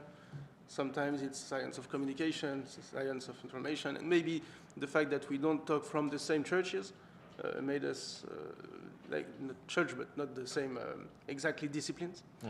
Makes the communication complicated, because we think we talk the same language, but in fact we talk about different things. So maybe going through objects of communication, of what we analyze, can be a step. Like we study this kind of object, we have this kind of methods, this kind of epistemological framework, and the framework must not be mandatory or limiting for well, the same. Having the same theoretical framework should not be a reason to be able to talk together. I think we should accept that we are very different way of doing science, I would say. Okay. Thank you so much. We should come to an end, but I'd like to open up if there are questions in the audience on this topic, in any sense, or reactions. What's your perception? It's meant as a two-way, in a sense that maybe you guys also get a sense of how we are hesitating and what's holding things back or what's furthering things, as much as that we find solutions. But maybe you have questions on this. Any of you? Yes. Well, I can think of some, but I would like to know from you, which incompatibilities have you found between the French higher educational system and the US higher Incompatibilities. There are some incompatibilities. I come from Germany, for example, and sometimes I say I have a diploma. That means for German a lot. That means absolutely nothing. Right. Okay. No, so then you say it's like a master's degree, but it has like 4 credits more. Like, what is the state that you found comparing your French establishment with the US establishment? Okay. For PhD studies, I don't know exactly if it's the same in the US, but in Canada at least, it's 5 years program. You have 2 years of teaching before doing your field and writing your PhD. So the 2 years we spend in research masters here, or 1 year of research master, is they're integrated into the PhD courses. So I think it's one big difference that leads Canadian student, PhD students, who maybe have, I don't know if it's stronger, but they have, it's different. They have more work on their subject sometimes, or on the literature at least. Not the subject, but maybe the literature is more worked for them, I would say. From my French point of view, maybe from Canada, they would say, yeah, it's 2 years, but they're useless, and we would have loved to work before. I don't know. I don't know if it's you say incompatibility is the term you used. I don't know if it's an incompatibility, but at least it's, for me, it was a challenge that, once again, coming from English studies, in France, it's a field where that's driven by one thing, which is the national comprehensive certification to become a teacher, donc agrégation. And so it's the holy grail. All your studies are geared towards passing it. It's competitive nationally. Basically, as you said, if you get out of France, it's worth nothing. So you spend a lot of time getting this because this is what opens the doors in France and in French academia. Even if you want to be an associate professor in English studies, you have to have it. It's not mandatory, but implicitly, search committees will, put you on top of the list if you have it. So you spend a lot of time and energy trying to get to pass it, and then you realize that it's, once again, speaking to ourselves. It's specific to France, and it's not of great help when you're out of France, I would say. And just to add something to what you said earlier about why. So your question was, why do we not internationalize? But you were more specific anyway. I think part of it also has to do probably with the teaching, and maybe also as educators and teachers in our classes, which we should also probably more systematically work on international text, or texts and studies and literature that is not exclusively French. And maybe I'm not very familiar with the field of communication studies in France, but isn't part of the reason the fact that we have these big giants in social science, and we are still, in their shadow, and we have a difficulty trying to, do research beyond Bourdieu and Foucault, and maybe we should also, it's a problem of outlook, and try to see how we can hybridize these theories with others. I don't know. Maybe it's a hypothesis. I was kind of surprised how much they liked Bourdieu and Foucault in the US. Yeah. I had the discussion, oh, you're French, oh, I love this, and sometimes I knew things I didn't, often I knew things I didn't know about those authors. So. There's a back and forth of theory that precedes humans. I don't know, Alan, Zhao, do you have any comments? I don't want to put you on the spot, but... No, it's okay. I just want to thank you for your cliche about French education. Because in our university, a lot of universities, in my knowledge, from now on, especially in communication major, we create some English lectures for students as well. For this year, for example, I teach at least 4 universities in Paris area. They provide a lot of English lectures related to digital marketing, digital communication, or PR, strategic communication as well. So we start to be more internationalized from now on. As well, with Alan, we work with SFC, our society. So this is in our statement as well. So our mentoring, we wanted to promote more French colleagues, especially young PhD students or emerging scholars, to promote their works in internationalize. That's why we joined ICA French Chapter as well.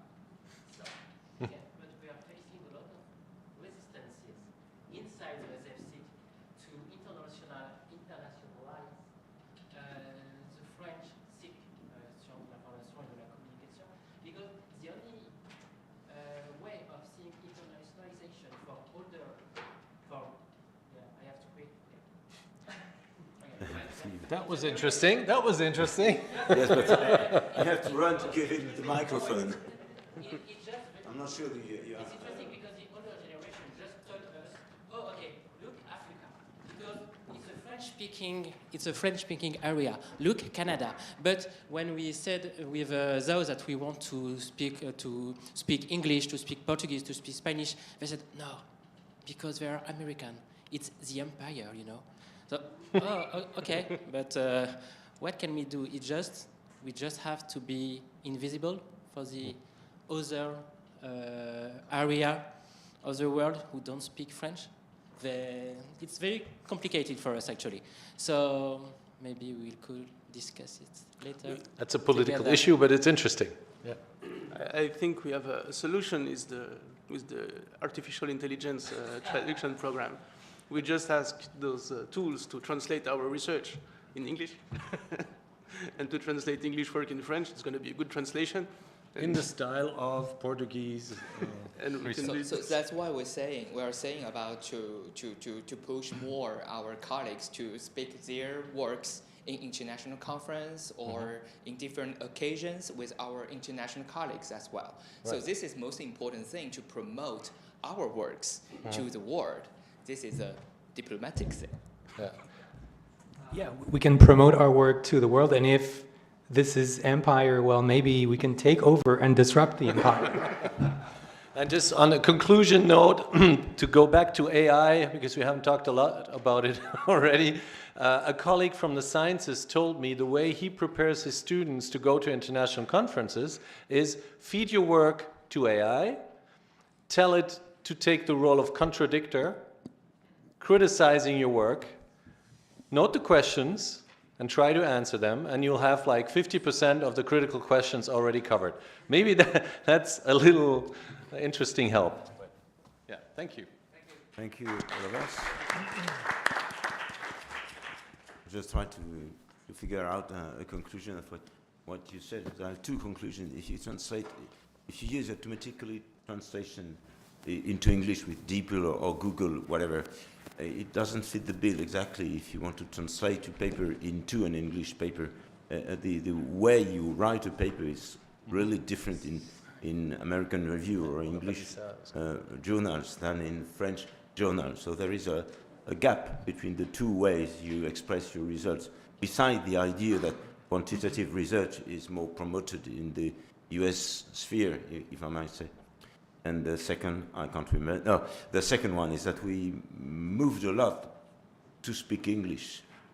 One example, you mentioned that we have now courses in English in various master degree. But the second is, for example, our journal, Revue RFSIC, is now accepting papers in English, and the call for papers have to be in French and in English. So just imagine the change of ideology that French Society of Communication Science is accepting nowadays, thanks to Philippe Bonfils and a little bit to myself, is accepting now papers in English and summaries in English. This doesn't mean that French is not useful, but it's a little bit different. So now, thank you very much, all of you. Thank you. And Alan and Zhao for SFSIC. Merci beaucoup. And now we have to listen to Angelique and Dorian. Angelique to fit the bill with the 4 research units. Like that, you know the 4 research units. Now, if you want to choose Besançon, Dijon, Montbéliard, Mulhouse, or Nancy-Metz. And Dorian, as a representative of another chapter. Of course, the idea is to have a someone from another chapter next year. Thank you, Dorian, and thank you, Angelique. Yes. You want to sit here, perhaps, or stand there? So while Dorian is prepares her presentation, I will very briefly introduce Doreen Karti-Kawagi, who is professor in communication science and head of the School of Communication at the Atma Jaya Catholic University of Indonesia, Jakarta. Her teaching and research focus is on organizational communication, public relations, corporate social responsibility, and digital communication. And most importantly, and I think the reason for which she's here with us today, she's the chair of the ICA Indonesia chapter. As it was said earlier, the chapter was inaugurated on March 2023. And she will give us an overview of the Indonesian community of researchers in communication sciences. Thank you very much. And since we're a little bit running out of time, I will leave you the floor directly. Okay. Thank you so much, Angelique. Can I use this? Yes.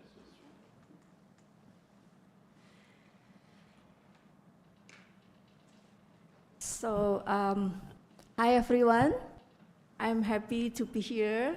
First of all, I would like to thank to all the community who provide sponsor that make me possible to be here. And also I'm happy to meet in person with Angeliki because before we only meet in Zoom. So if the other speakers bring laptop and presentations, I bring a gift.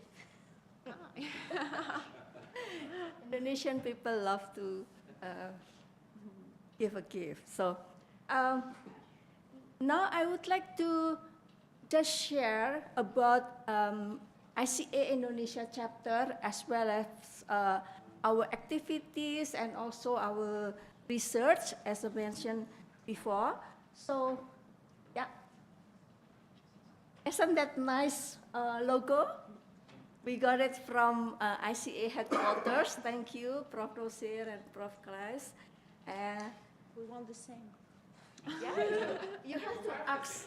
We have the same. Yeah, you have to. Yeah. Sorry. Okay. Yes.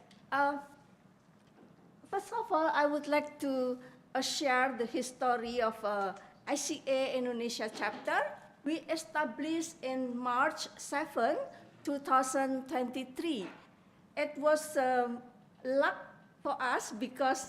lucky us because we moved slightly. There are some celebrations of Islam people, Muslim people. It's called Ramadan, a fasting month. So we moved slightly. That's make us become the first chapter in the world. So give applause to us. Yeah. This is a picture of our establishment that's supported by our rector of Atmajaya Catholic University and also some universities as well as media and government, especially the Ministry of Information and Communications. Here, I hope it's not too small. This is the committee. I would like to explain why we need those much, like a big or huge committee, because Indonesia consists of 3 time zones, like West, Middle, and East, and we are archipelago that have 18,000 islands with 340 school of communications. So the idea to have those many people in the committee is to encourage the scholar in their area to become a member of the ICA Indonesia chapter. But the story later on. Okay.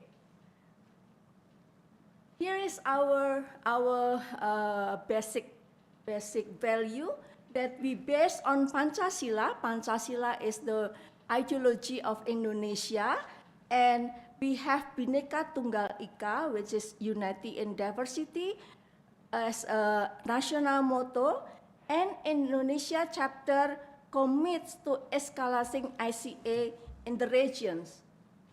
So that's why we have it in 2023. So here is some, it's actually not secret, but it's just share why we should have those fee, because we need to fund ourselves and we have to earn money, but small money, yeah, to have a commitment from the members. And right now we have 85 members, and we have WhatsApp group to make easier to communicate. And with this discussion, we have, some sort of topics of research that are also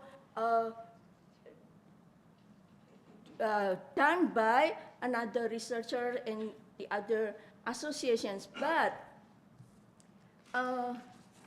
we come up into how the basic meet digital.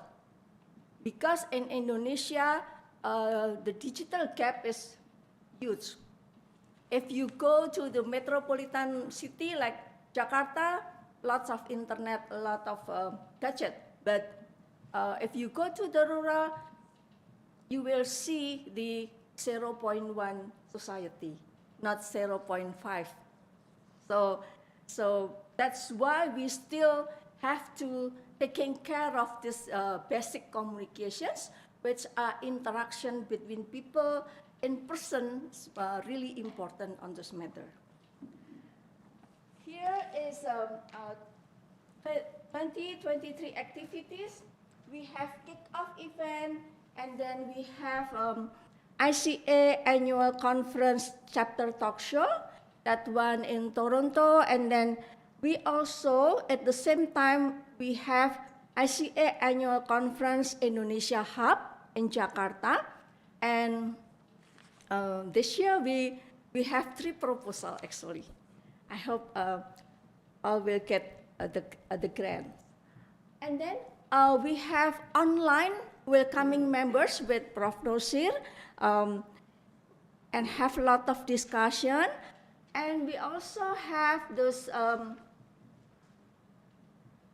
I was invited as a keynote speaker in the Institute of Agriculture in Indonesia for their international conference. And also we have these collaborations with ICOMEC.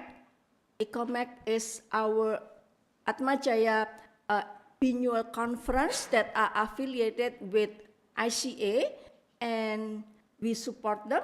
And also the communes where Prof. Claes and Prof. Nosir were in Bali. It was really nice. So I hope some of you will visit Indonesia in the future, especially Bali. Okay, so what is the threat? Well, we come up with a lot of ideas, innovations, research topic, and we collaborate in many activities, small activities as well as big activities. But ICA Indonesia chapter facing threats such as inactive committee members. So those youth committee, some is just quiet member, and it's sometimes frustrating. So when we come, together like this, I get the energy back because, I know that I'm not alone. And also encouraging new members, especially from Indonesia, Middle and East. It's really hard to encourage them to join because of some reasons that they have. And then also motivating committees and members to be active. And this is an important thing, how we will plan the regeneration and succession for the ICA Indonesia chapter sustainability. And this is our plan for 2024. We would like to have formal registrations to the government as an associations. We also in the process of developing a strategic planning for chapter sustainability, and we have activities plan. It is compulsory that each year we have to do 4 activities, so we already have 5 planned. First is our first anniversary on March 2024. I was discussed with Prof. Daniel. Perhaps some of, maybe one representative from ICA France Chapter willing to come to Indonesia, but we cannot support for the airfare ticket. We prepare your accommodations and facilities during your stay in Indonesia, but not the ticket. So I hope will be someone on March. And then we have ICA Annual Conference Indonesia Hub. As I mentioned earlier, we submit 3 proposals. I hope it will be 3 or at least 1. And then supporting the EI Regulations and Ethics, a conference hosted by the Ministry of Communications and Informations, and we have 2 member discussions in each semester.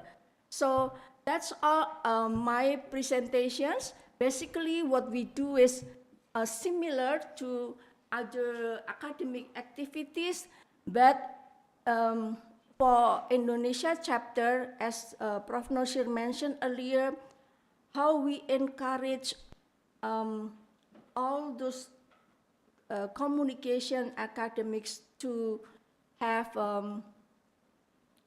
equal knowledge, because to access ICA headquarters is really not hard, but challenging for some academics. That's why if we can facilitate them to have a same knowledge, same opportunity to get network and wider perspective on communications, it will be very nice for Indonesia. So that's all of my presentation. Terima kasih, thank you, and merci. I give back to you. Thank you. I don't know if we have time for discussion or we can just a little bit perhaps. Okay, I will just start with the first question. Thank you very much.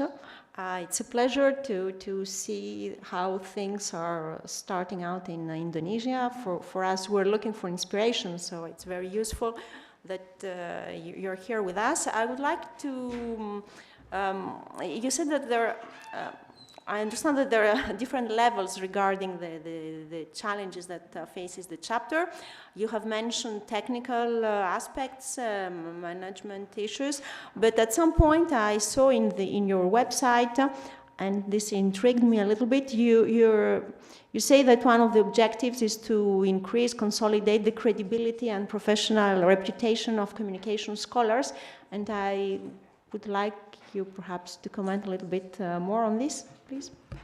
Yes, actually, communication science in Indonesia is quote-unquote sexy area that a lot of people want to join and learn communications, especially in corporate communications and marketing communications. However, there are some challenging how we can stand up among the other studies. And we understand that communications is inherent in many areas of studies. That's why we want to encourage the academician from communication science to be, how do you say, brave, have a courage to stand up, to become part of other community, and by their courage to stand up and speak up about how important communication is, I think we will develop the credibility and the reputation of these people. So I would like to say, for example, the previous talk show was discussed how the French people going abroad. So I think it's almost similar for Indonesia. We have to have to open the opportunity for them to go abroad and show about the Indonesian perspective especially, but global south in general about communications and how communication can help other area to be, comprehensively contribute to the world sustainability, and for Indonesia is the government public policy especially. Thank you. It's very interesting. I think that the question of the place and role of communication scholars is a question that we have also debated within our recent ACIS, the meeting of the National Association, but perhaps not in exactly identical terms, but the question is relevant for us as well. I didn't understand, Indonesia is a chapter and a hub? A chapter is the association, you know, extended. Ah, okay. But the hub is the annual conference of the ICA, the extension of the annual conference. So that's the difference. Okay, and perhaps I'm the only one who didn't understand. Before I leave the floor to colleagues, what is a chapter talk show? Chapter talk show, actually, we have one session during the annual conference last year, where the chair of 6 chapters were there on site and online to present our own chapter and discuss about it. It was moderated by Prof. Nasir. The one where I participated, so it was a talk show? I didn't know that. Okay, good. No, it's okay. I don't know if there are any questions among the. Yes, Karsten? I have a question. Thank you very much. I like very much how you pointed out the similarities and the problems.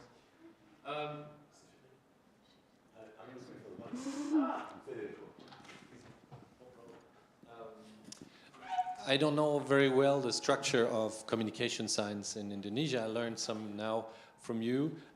Do you also have a national society for communication studies in your country? And how is that implicated in the chapter's work? What's the relation? National? Yeah, do you have like a national society for communication studies? So actually we have many kinds of associations for communication in Indonesia. First, communication scholar, we call it as ISKI, and then Association of Institute. So the members are, you know, school, university, departments, we call it ASPICOM. And beside those two, we also have specific associations such as public relations, marketing communications, media. They have their own associations.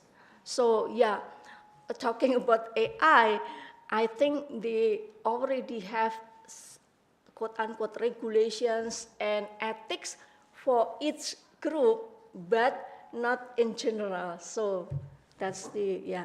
And the chapter, is it linked to any one of them in particular or not at all? Well, some of our members also member of the other societies or community, and it's okay, but they have, as we have the goals, you know, like to bring up the equality and inclusivity of the knowledge of communication science. So it's different aims and goals. Thank you. Thank you. Any other question or comment? I guess that people are hungry. So before you close, Let's go. I have to ask permission. In Indonesia, we love taking a picture as an evidence that we have activities. If no picture, it's considered fake. so I need the picture from here. I have to ask your permission, and I will have some gift for the chapter and also Prof. Nasir and you. What we can do is picture outside, but maybe no. Later on, but, As you like. but I need this picture in this room. In the room, okay. Do you need to be on it? Or? Oh, well, I can do this. That's good. Okay, everyone. This is a fake IA photo. IA generated photo. So it's time for a real meal, real lunch. Not a virtual lunch, but a real lunch. Thank you very much. You notice the difference between each country. Indonesia has a lot of various associations dedicated to one topic. we decided in France to have just one association gathering all the subtopics in communication sciences. The structure is slightly different. We have, for example, our society is divided in functional vice presidents, two vice presidents for international relationship, one for the pedagogy, one for research, one for communication, and one for professional activities, relationship with professional and industry and so on. So it's different, the way the countries are working are different. Yeah. Yeah, absolutely. Sorry. I was concentrated on the lunch. So, bon appétit, à tout de suite. About the lunch, please keep your badge with you.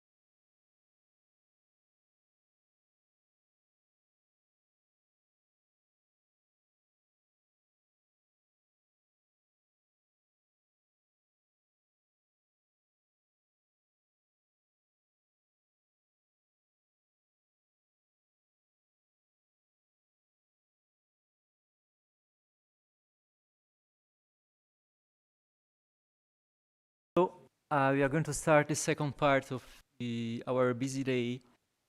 So just a few words about this this afternoon.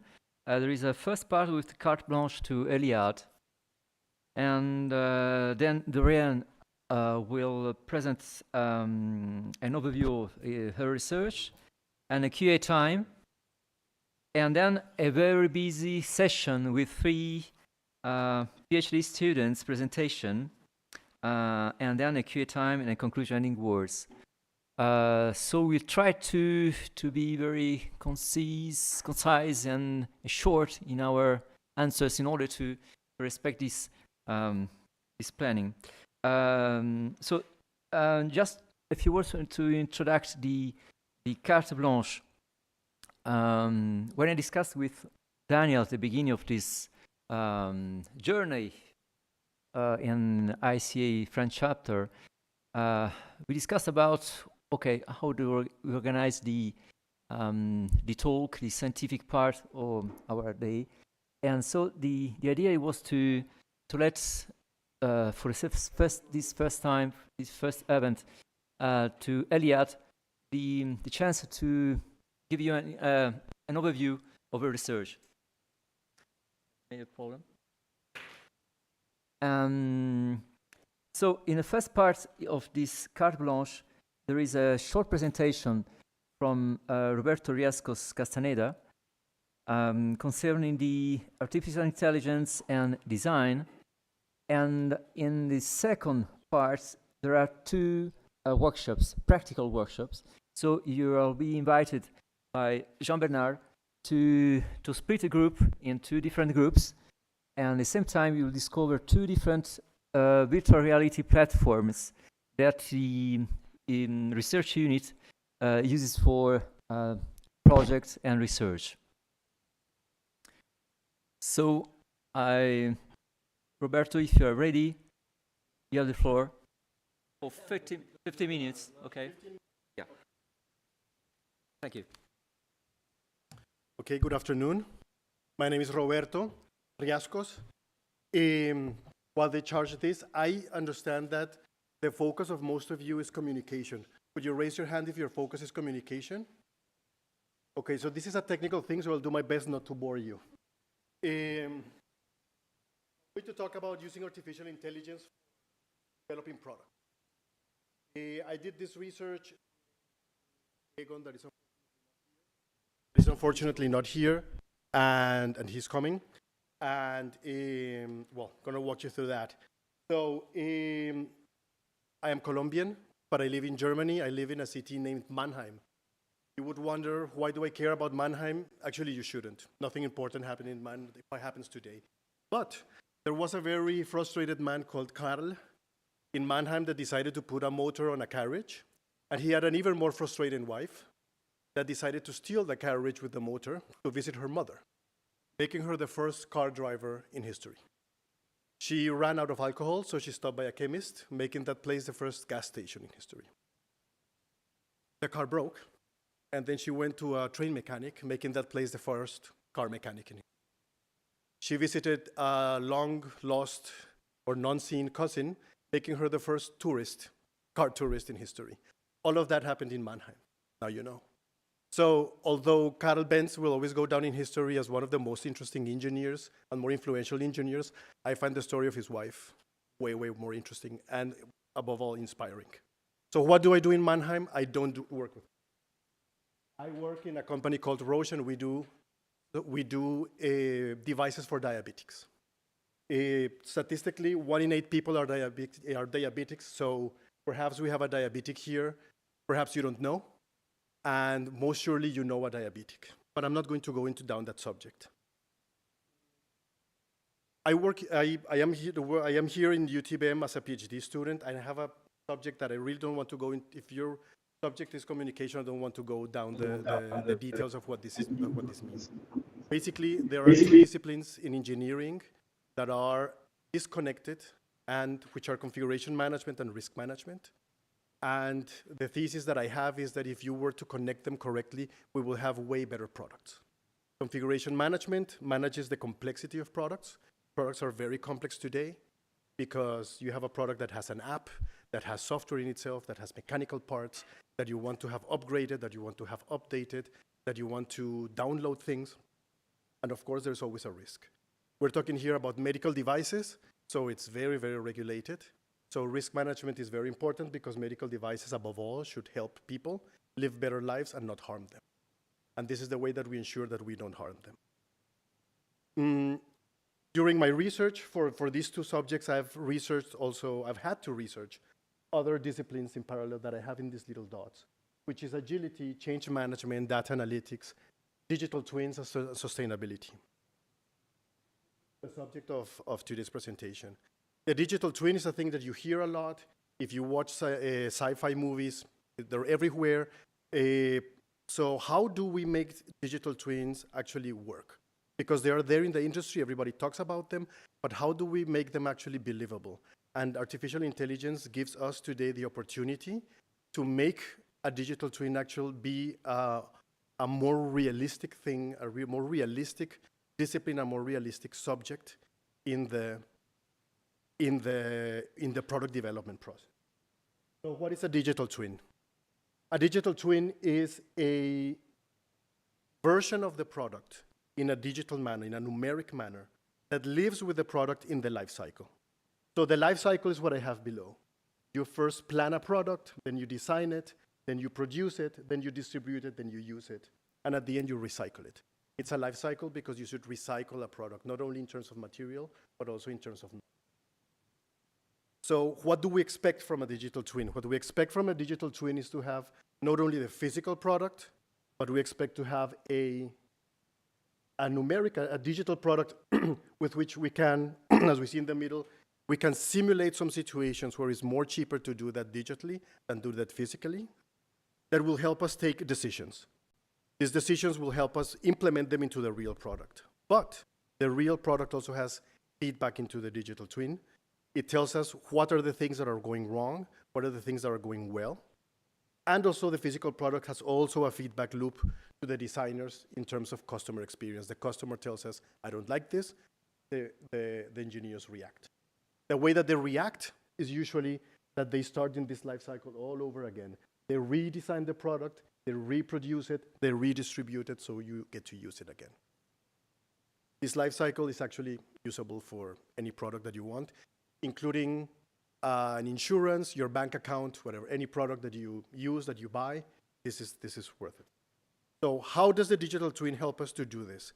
Well, this architecture is very, very difficult to live with people. One, it includes a lot of people to do this. It looks very simple, but to take a decision, for example, between a simulation and a design decision, that is people sitting there taking decisions on budget, on money, on security, on risk. It is very, very, very people heavy. Above all, it has a lot of data. And today, the world produces so much data that people cannot just manage it. So artificial intelligence.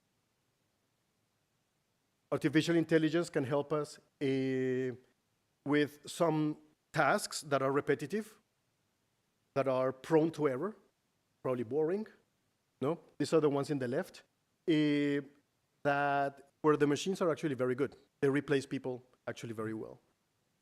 There are some in the middle that are actually more tricky because it's when you start taking more decisions, where you start having more autonomy. Can artificial intelligence help us have more energy efficient products or have better quality in the product? So I work in quality, so I care about quality a lot. And can we control the design? So as I said, I work in quality, and we try to make what we call design assurance. We want to make sure that the products are good. What is a good product? It's a product that doesn't do things and does one thing. It doesn't kill the patient, it doesn't harm the patient, and it encourages the patient to buy it again. That is a good product. In the background is something underlying. If it is a product that helps the patient to have a better life, then it fulfills all three requirements. So now we're getting more into that thing. Are we making sure that the product is good? And if the artificial intelligence could be even better, it could help us take decisions and then change the product and make it better. So all of that, all of you have seen movies where somebody takes something digitally and they press a button and then it gets manufactured and then it works. Unfortunately, we're not there. It could be that we get there, but we're not there. What is the spiral of this going there? Which are the roles that an artificial intelligence can take? Well, the artificial intelligence can first help us to compare data. There's a lot of data, we don't know what to do with it, and artificial intelligence is very good at it. But artificial intelligence can also help us create the tools that we need to use artificial intelligence, which is a little bit kind of spooky to say that artificial intelligence is creating the tools to do artificial intelligence, but most of the tools of artificial intelligence that you find in the market are there to create tools of artificial intelligence, because actually nobody knows what you want to do. So you need to interact with artificial intelligence to get there. So that is the lowest level. Then analyze data. Very good artificial intelligence at it. It's very feasible to do that. It gets a little bit more complicated.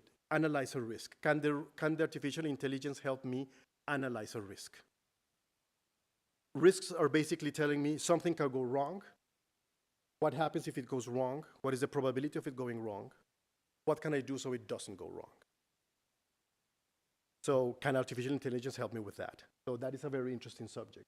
Once we know the risk, then we need to understand which requirement is met when this risk is there. So I talk a lot about requirements. This is very engineering language, but actually requirements are what drives us to do work. When you have a requirement, you have a design. You don't design without a requirement.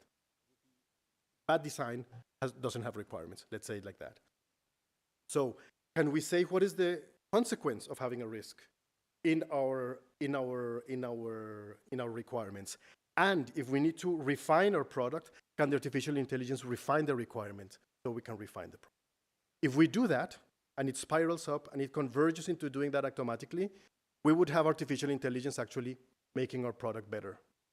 Like I said, the way is way longer than what you see in the movies, but it's actually the way it works. So after those things, we analyzed what can artificial intelligence need to do. So we need to manage a lot of data. We need to be able to do data analytics. We need to do text processing. Language is very important because the risks are set in languages, the specifications are set in languages. And actually, right now, we're living in a world where that is accessible. Also, we need to understand how to program artificial intelligence, how to create a neural network. What does that mean? Where do I put that? Do I put it in my computer? Do I need something special? And then at the end, I need data. I need a lot of data because artificial intelligence lives from training, testing, learning, training, testing, learning, until it starts learning it with itself. So what did we do? We actually took a use case of a battery. What is the data that comes out of the battery? And then we took it and then we analyzed it. And we created an architecture where the artificial intelligence would compare the battery data from the tests with the expected battery data from our design. And then we did some EDA, that is extended data analytics. Then we did data analytics that would take a lot of time and a lot of power and a lot of experts, actually, to do it. And then we asked the artificial intelligence to please do it for us. After that, then we tried to train an artificial intelligence to predict the risk, which is the next step to refine the requirement and then make the product better. So actually, we did it. And the results here are very engineering and it's code. I'm sorry, it's kind of the audience. But at the end, what we actually were able to do is to tell the artificial intelligence is, hey, I have here data that is coming from the field. The data from the field is noisy, is bad, has bad quality, it's asynchronous, and the artificial intelligence is actually able to clean it and clean it through itself. So it tries to clean it and it fails, and then it understands, oh, maybe if I try something else, I can clean it. And if you give it enough time, it will clean the data. And those are incredible results. After doing that, we said, okay, now that you have clean data, what can you do with the data? And we actually didn't tell it specifically what to do with the data. And the artificial intelligence decided, yes, I'm going to give you a relationship between the harms that are possible and the controls and the mitigations that you have for these harms. So you know which are the harms that you need to concentrate on. And that was very useful information. It made a correlation between the harm and the controls also, which we understood. Do we have probably some information that is out of line? And also very interestingly, it clustered the risks into risks that are risks for the patient, risks for the company, risks that are not associated to anything else, and risks for the device. And that's a way that we never saw the data. And this was all untrained. We just told artificial intelligence, go do it. Then after that, we told it, well, would you please, I have here my requirements document, and I have here your results, can you match them? And it was able to match them. And then we on purpose created some holes in the requirement, and then we said, do you see that there is a requirement missing or a requirement that needs to be refined? And it actually found it. And it told us, please refine this requirement. And you will see the requirement there. It's a requirement.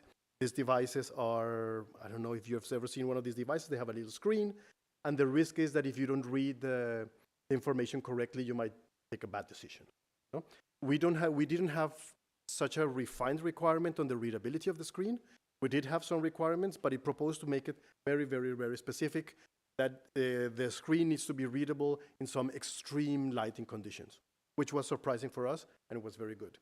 That would trigger a design change, that would trigger a better product. So it is not the Iron Man story that you press a button and then something gets manufactured at the end of the line. But we're getting there. What did we learn about this? So we learned that it was actually more feasible than what we thought it was. We had a lot of resources in our disposal. We had a lot of resources from our IT, which is a blessing in this case. I think that a normal person cannot do that without spending a significant amount of money. But there is a potential to make the digital twin easier, to make it more feasible using artificial intelligence. So if we think as the architecture that I showed you between the designer, the digital twin, and the real product as a kind of a flow, and where is the mind that is trying to control the flow of information, actually the artificial intelligence can help us there, instead of having a legion of people that are not connected to each other trying to take this decision. There is a commodity. There are two commodities that we found that are very important. One, people. People are still needed because artificial intelligence doesn't train itself. It takes certain decisions at a certain level, but when the decisions get really complicated, you still need people to tell the artificial intelligence, you're right, you're wrong. And the other thing is machine power. You need a lot of computing power. So all of these tests that we did, we could not do them in any notebook or in any computer center. You need special computer centers to do this, to do it in the short term. Which kind of impacts the sustainability of this. Because there's some effort to be done to understand, is this sustainable or not? Because it really needs a lot of. And the next steps that we need to do is to try to do it in a more serious manner and not in a kind of testing kind of way, not with created errors, but with real errors, and try to find it like that. So that's it. That's my presentation. If you have any questions, please go ahead. I hope that it didn't bore you, but I would answer anything that you want to ask. Sure.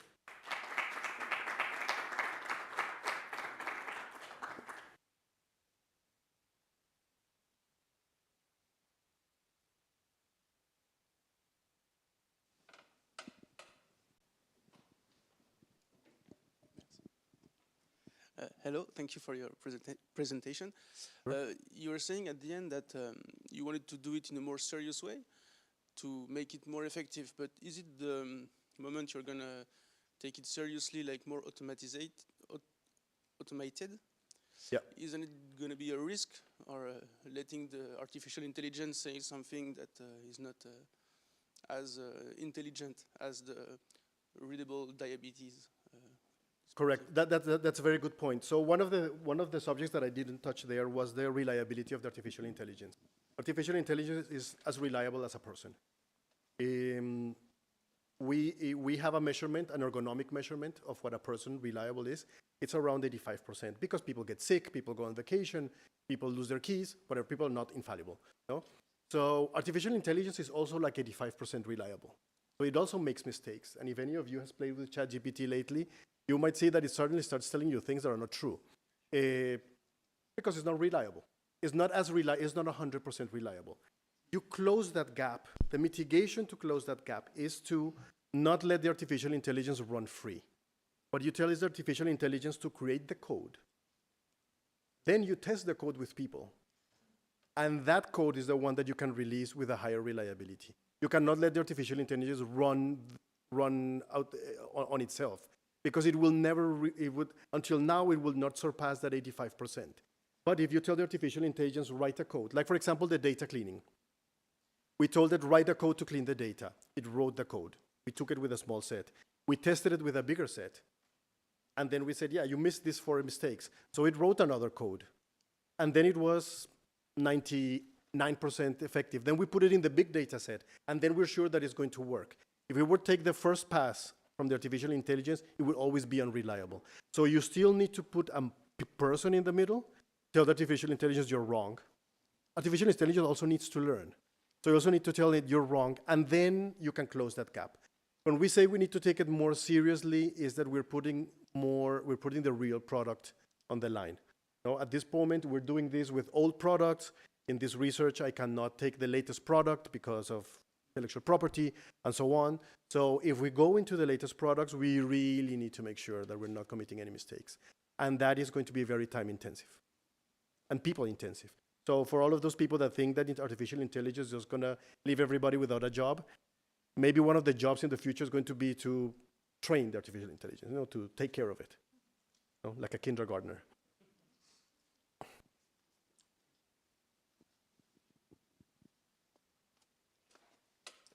Good. Any more questions? No? Okay. Awesome. Thank you. Right.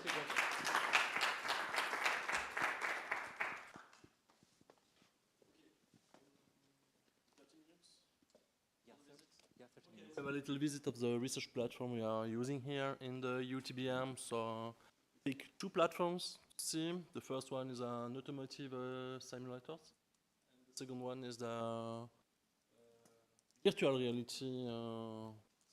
Okay, good. So we divided the room in 2 groups, please. So 10, 12 people by group. I will be the first come with me. And the second group is coming with Maxime. Okay, we are leaving this way. Both groups have to. You can.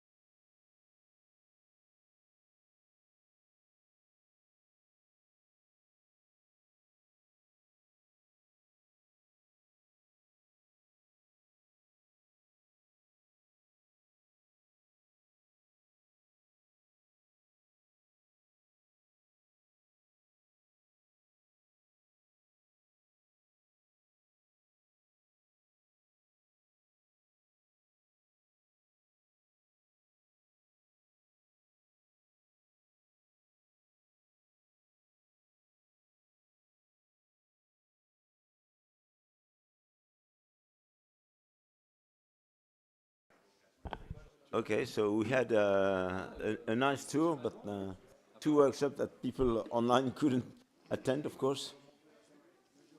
We try new cars with a lot of technologies, frightening technologies.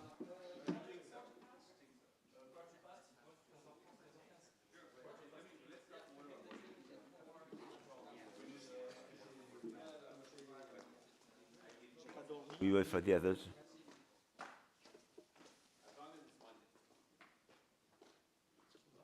Olivier, if you want to come on to the stage.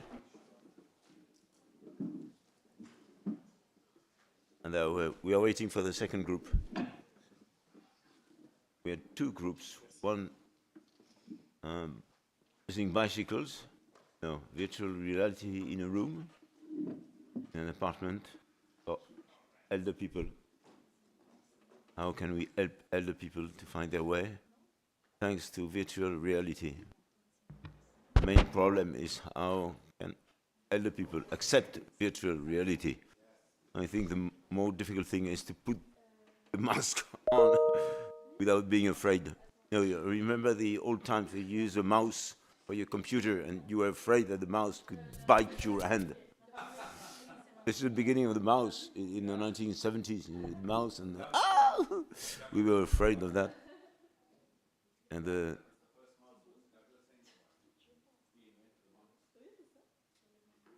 second workshop was about IA and driving cars. So that everybody has got to tell ça, but not me. I just prefer cars with pedals.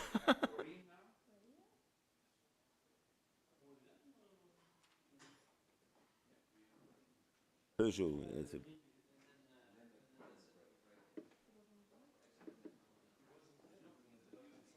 Ah oui? Où vous êtes?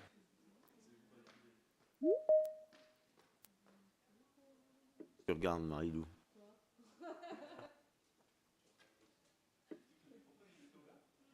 I don't know. This one?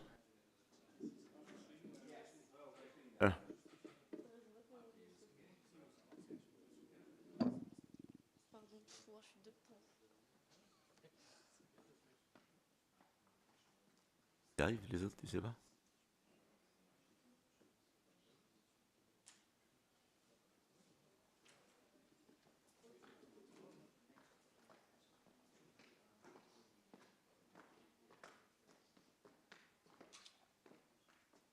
The other group is lost in the virtual reality.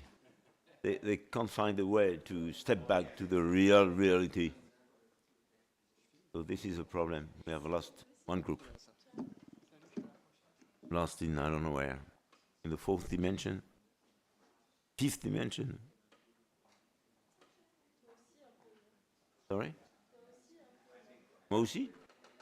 Non, non.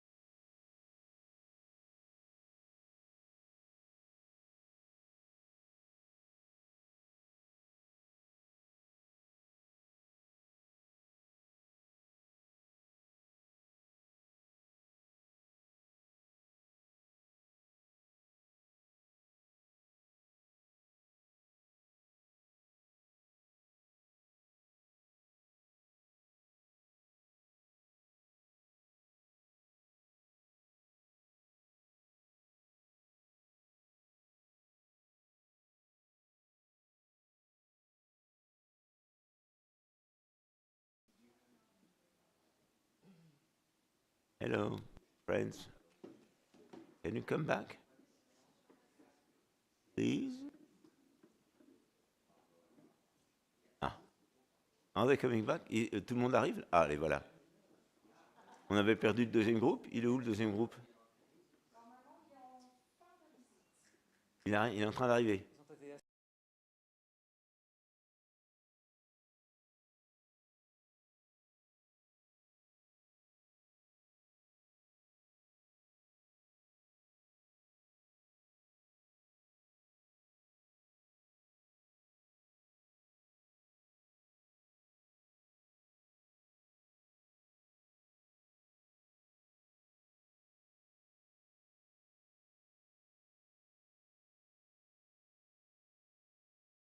One is coming.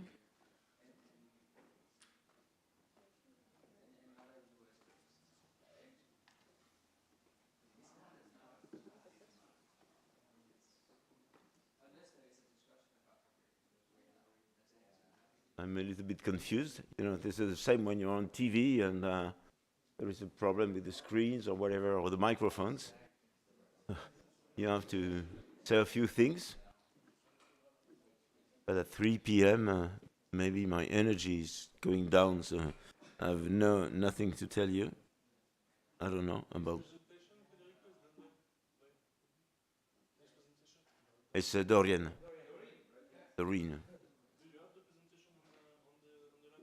Yeah. Ah, okay.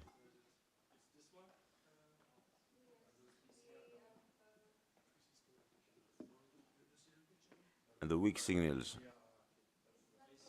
Tu as retrouvé les gens, Stéphane? Où ils sont?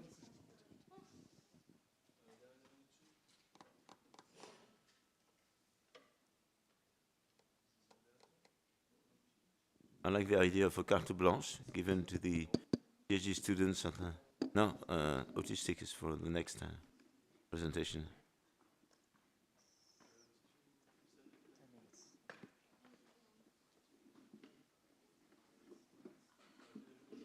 Federico, we can't find the... Few people are lost in the virtual reality. The PPT is lost in the virtual reality. We need a slide projector.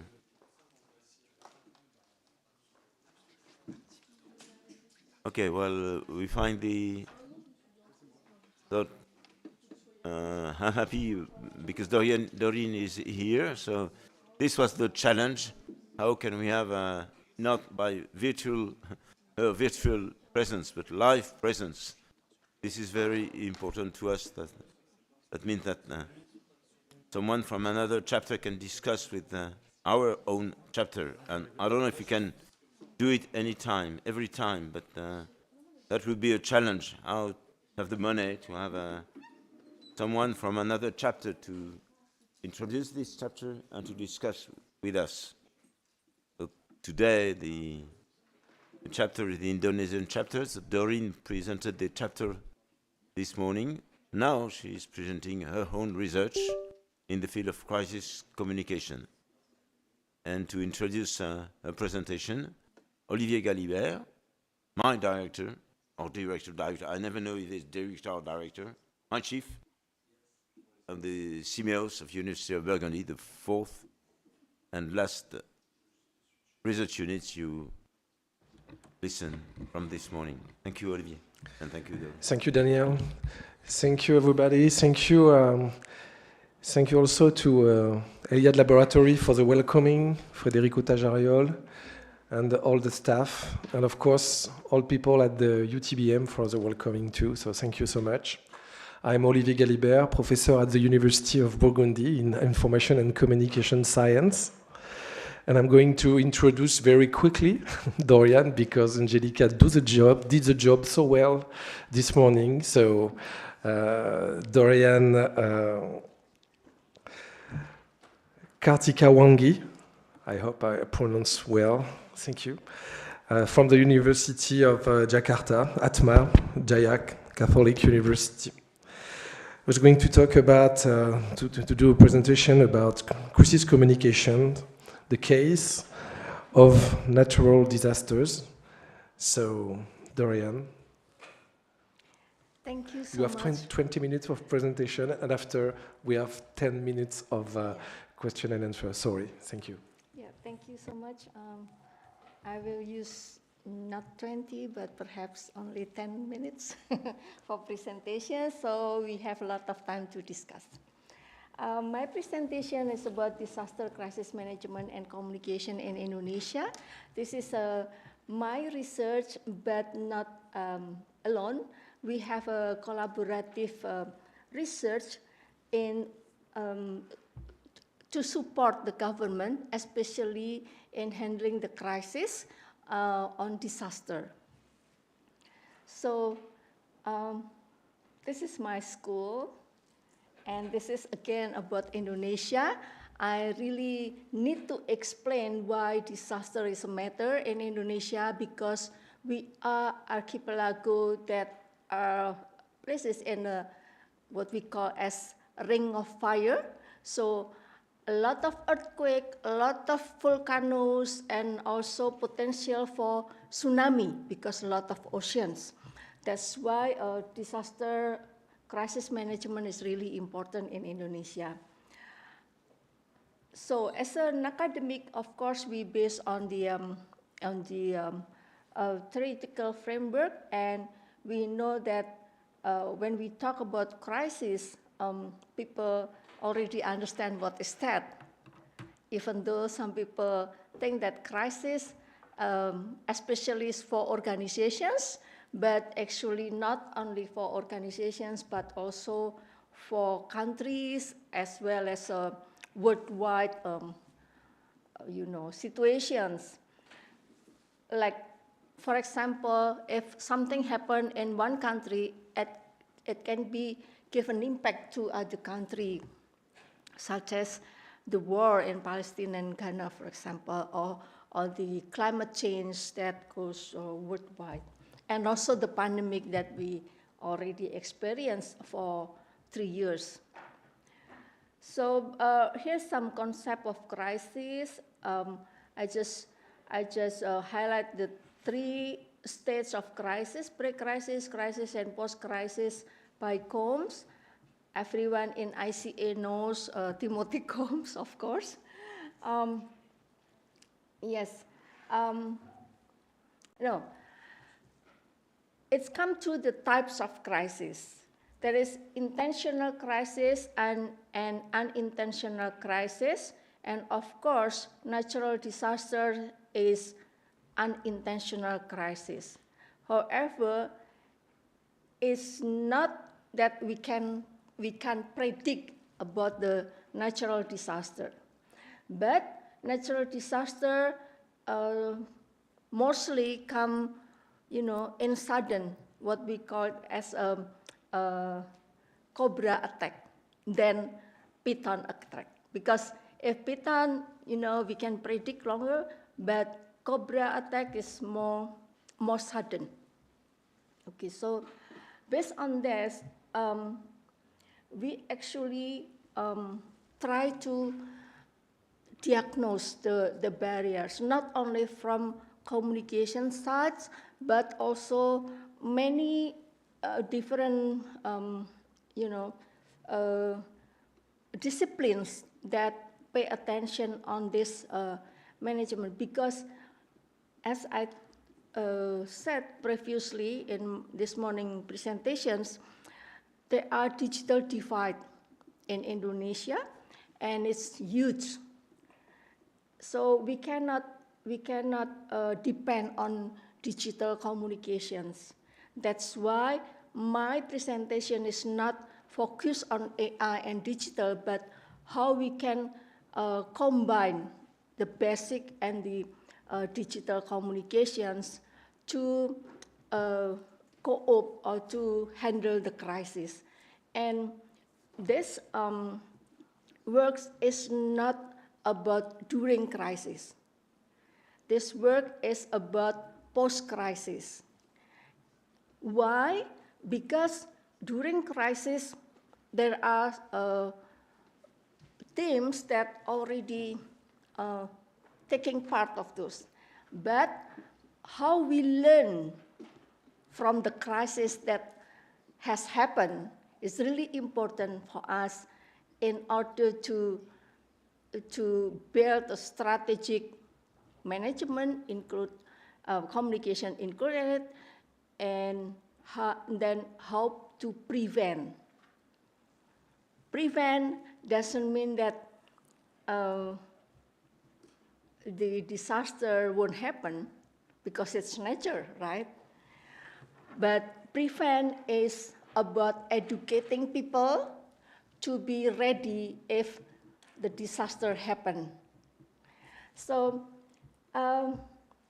this morning we also talk about culture, and Indonesia culture is very various, and people really deep in culture, even belief in goddess and gods and superstition. So it's so complicated when we're dealing with traditional people like that, because sometimes it's not logic at all.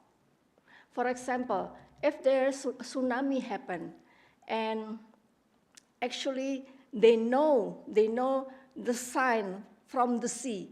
If the water become black, it's tsunami potential, not even using digital. So, but if we ask them, okay, so if you see the ocean become black, why you don't move to other places that's safe? Well, there is another sign. Is that because of the goddess of the sea met, or they just warn? So things like that sometimes, for us, that we think logic is confusing. How to communicate, how to convince them to be ready for tsunami, for example. So yes, there is the technical risk assessment period, and also feature a more interactive approach to people. And also there is, the current version of risk communications after longitudinal research is that we have to build social relations, social campaign, and also building dialogue and constructive relationships. Because if not, then there is a resistance from the people in the area of disaster. So here are some models that I developed actually in 2016, and then we have digital culture. So I did the research in the 2020, and there is a digital culture that we have to consider. Here, because my research area actually in the organizational communication, so this perspective is from the organizational communication. However, when the organization, many kind of organization, NGO or company, they have to think and look at the candidate that have cultural competencies. It's really important for Indonesian because, as you know, we have 700 languages and 13,000 race, so many languages. So if people don't understand the local culture and wisdom, it's hardly to succeed in communication and do some educations. So based on that, there's also a model that I built with the contribution of digital, actually, because we also did some social network analysis and find out that there is when disaster happen, after the disaster, the collaborative social responsibility is really important. Not only the government who has the responsibility to handle all the impact of disaster, but also the people, company, and also the media. And when we talk about media, we know that in Indonesia, social media is really growing up, and there is a citizen journalism that plays significant role in the social media. Some of them have a responsibility, some of them just play in the social media and build fake informations, hoax, and everything, which is make the disaster or impact of the disaster worse. So this model right now implemented by the government and encouraging the company to take part on this how do you say, management of disaster, especially for me and my team is on communication, how to communicate with people. So nowadays there is a switch in Indonesia in risk and crisis communication evolution. So the old version is usually to convince public policy validity, and people, you know, like has difficulties to understand if the government develop a public policy, they have to see everything in details and comprehensively. And now the new form is that not only to inform, but also to develop social engagement with the people. So a lot of people contribute in educating people with many kind of tools. It can be in-person education, but also there's a lot of small videos that have to, you know, explain how and why we have to be ready for disaster. The threat is that the understanding the need and wants of the people itself, because, you know, there are cultural differences and there are also local wisdom that sometimes become challenge for us. So the rapid growth in Indonesia right now is about connecting stakeholders and stakeholders' perspective. Of course, we do the stakeholders mapping with social network analysis to see who is the hub or what is the hub and where the information spread out and who are as a provocator and everything. So stakeholders' perspective and research on the stakeholder mapping has become really important. And then another things that we have to understand, especially for PhD students who are interested in this kind of research, there is a switch from quantitative to social constructivism and postmodern. Why? Because when we want to figure out the phenomenon in the society, we cannot spread out questionnaire and ask them to fill in. We have to do, you know, discussion, sometimes like casual discussion on the way they talk, and we can also do some ethnography perhaps, or gather data with photo voice, you know, things that make them comfortable, having fun, and not feel interrogated. So that's really important in society. And the challenge is that crisis definition is growing. If we dig deeper on the literature or in the journals, we can see that there is so much definition depend on the perspective of the author and also the debate, you know. And now digital also become one of important thing in disaster management, because when disaster happen, even though you have internet, people just running. And if there is no electricity, we don't have internet. What will we do? So in Indonesia, we have kentongan. Kentongan is made from bamboo that people just hit it, you know, with maybe rock or something. So when the kentongan, when people heard the kentongan, they get ready and go somewhere else.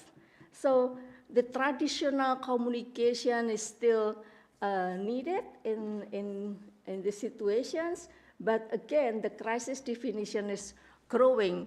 You know, we can say like cyber crisis or internet crisis, because if there is no internet, we can do nothing.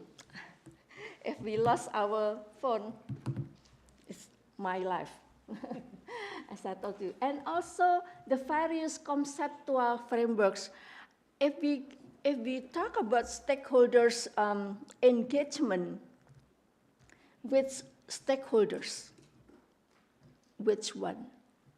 That's really important. And also, we are in Indonesia particularly, and Global South, of course, still use the Western-based perspective.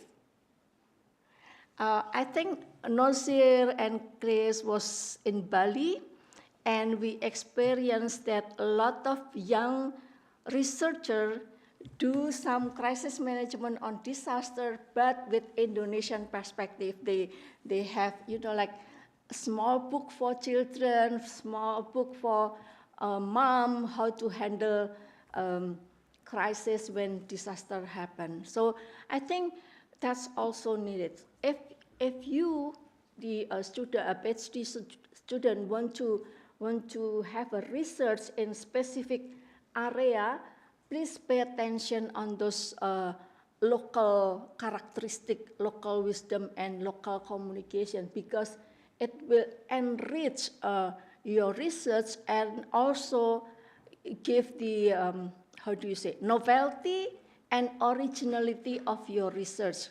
And that's your contribution to the communication science. So yes, of course, we can learn from our previous, you know, scientists of communication. We can learn from what they have done, but you can develop your own novelty of research. Just pay attention on the details and come up with something new. It's really important for a PhD student. So that's all my presentations. Because it's a longitudinal research, I cannot say which is the end, because we still work on it and try to see the differences of the area in Indonesia and how we educate people. We cannot use the same models to educate people in specific area. Thank you so much. Thank you so much for the time. Thank you so much, Professor Kati Kawangi. It's very interesting to have a topic about an ongoing project and the way that it's not disaster. Don't worry.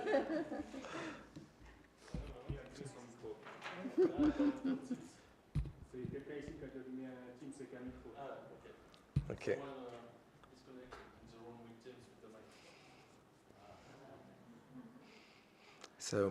So we can see that when the digital communication system collapse, we have to find another way and to find another time the traditional communication way. It's very interesting to study again, to keep on studying the communication, the traditional communication system.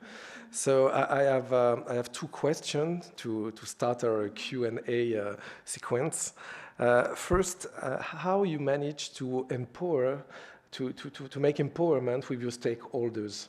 Have you some methodology to convince them and to engage them in the process?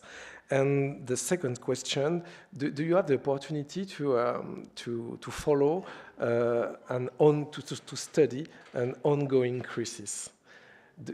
Do you plan to do this, and how you can, in a methodological way,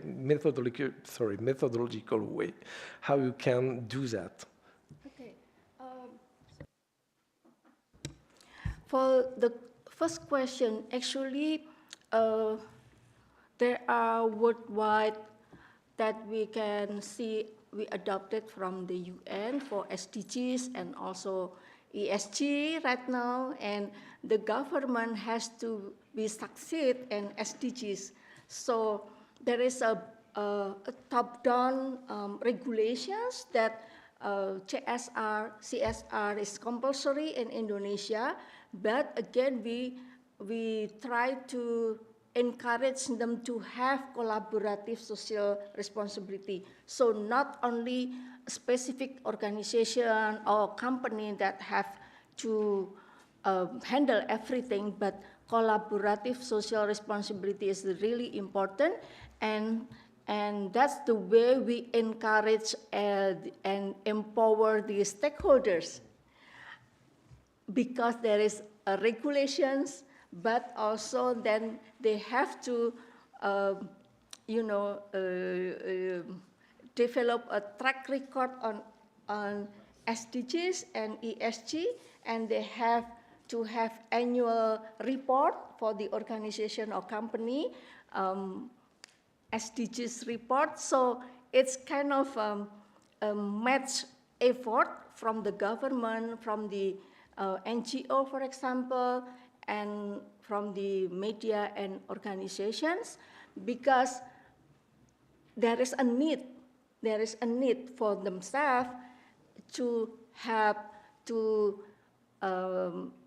responsible for the sustainability of the people, especially in the area where the organization or the company exists. So it's really important.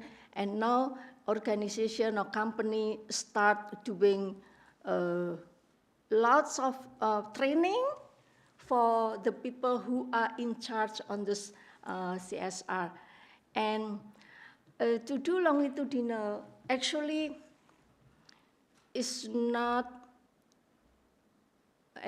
that there is no period, but longitudinal, what I mean is it's really continue and sustain, but there is of course a period where we have to make a report, evaluate, develop some model, propose education system, education mechanism, and then we continue it again.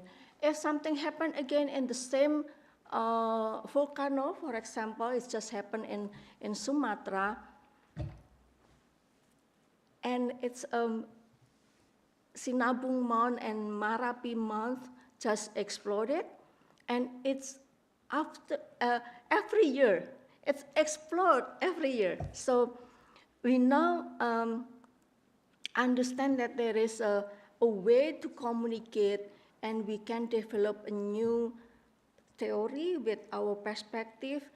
It's hard communications, communication with love, with empathy, understanding their difficulties, because disasters, it's really difficult. If we don't experience ourselves about the disaster, it's hardly to understand. Yeah. So we stay there, we do the research, but again, we have to come back a bit away to evaluate and to develop how we cope with this. So, thank you so much. Please, if you have some question.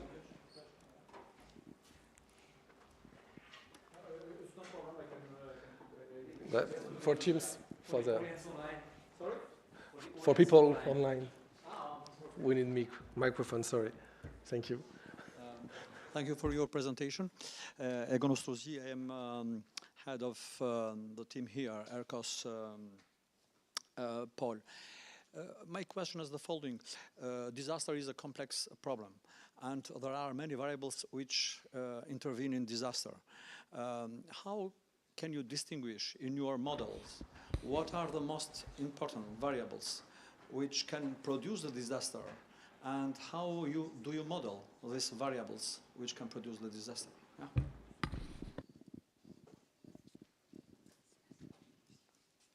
That's a really interesting questions. How we distinguish variable in disaster. Actually, it's really depend on what kind of disaster. We have a lot of volcanoes and earthquake and also tsunami. So the most variable, the important variable is actually, I could say, the awareness of people in the sign of this disaster. So, as I mentioned earlier, if there will be tsunami, actually they already know the nature sign of tsunami. And this awareness is not knowing just like that. It's because of education from their parents, grandparents, and everything. So awareness and awareness in identifying the sign of disaster is really important, and how the attitude toward disaster itself. As I shared earlier, there is a local wisdom, there is a belief that sometimes unlogic, but then we have to say, well, it's a very bad experience that I have is when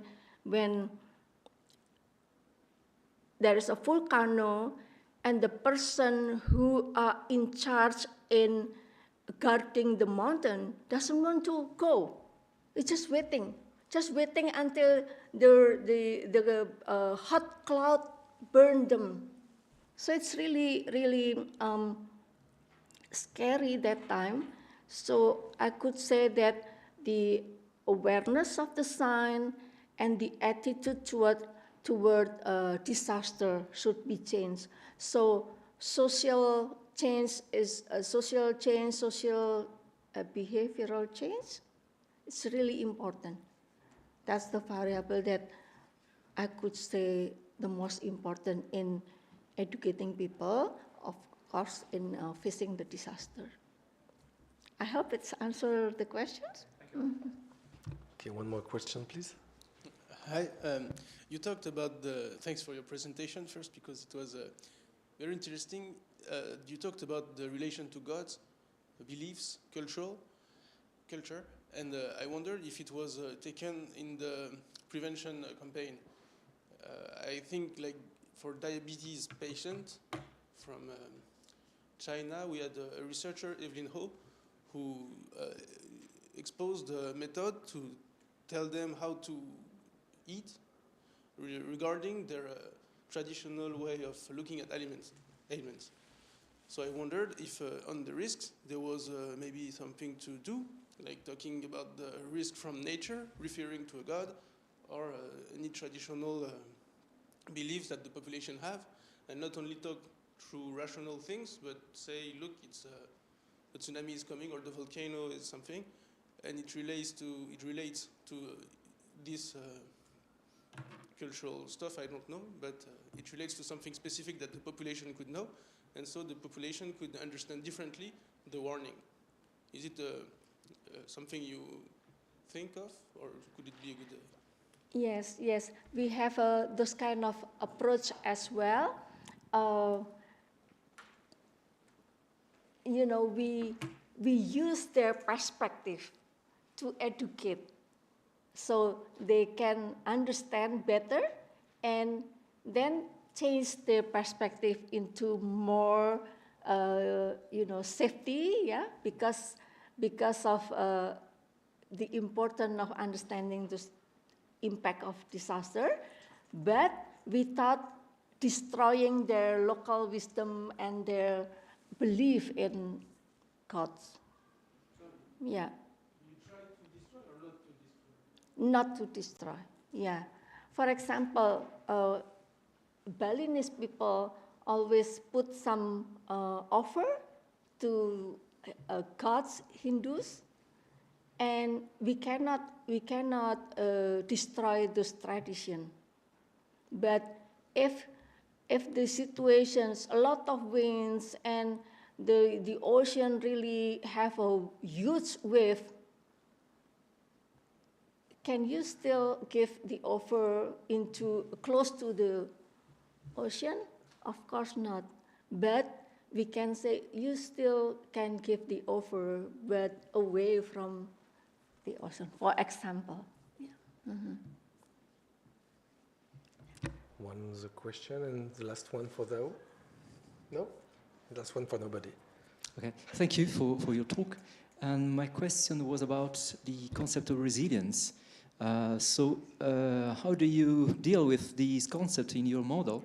The first question from a theoretical perspective.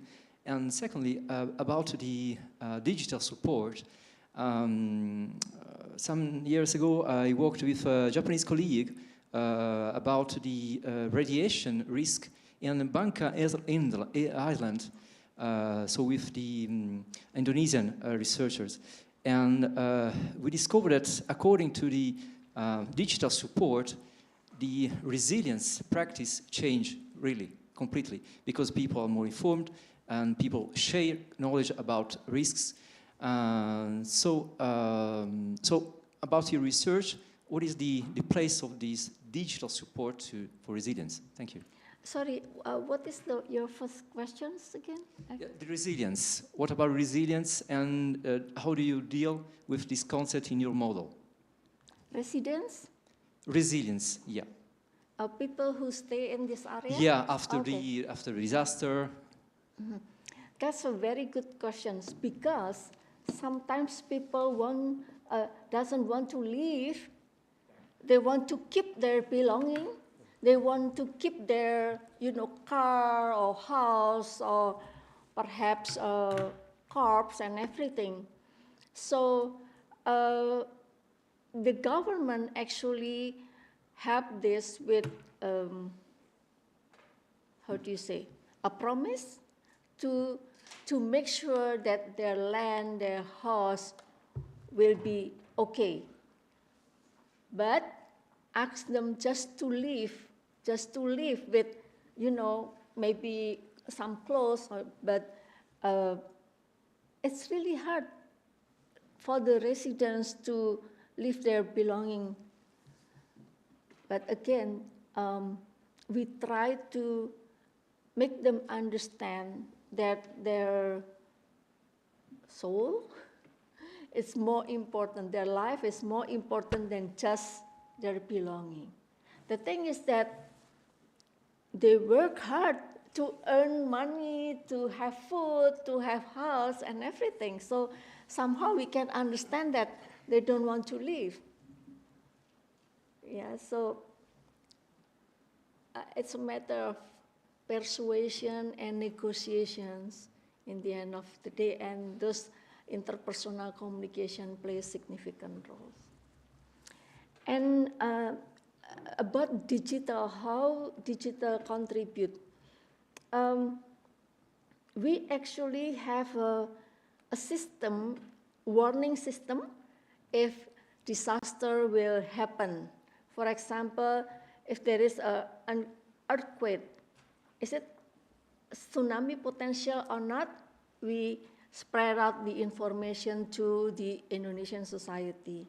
But again, some people, some area doesn't care about it, but there is also people who care and distribute all the information through social media and everything, WhatsApp group, so it's make people more aware. And however, they should be careful if someone make it as a fake information. That's really dangerous. So we have the system, warning system, to prevent. And also sometimes if it's happened and ongoing crisis, we do a lot of contact center that are online or in person. So that's how digital contribute. But we not that sophisticated as Japan, because Japan, they have, you know, warning system in the phone, right? And the phone and you know, but I think they're getting use of earthquake, so sometimes they just sleep back and still have a coffee even though their phone ringing. But in Indonesia, not yet that sophisticated.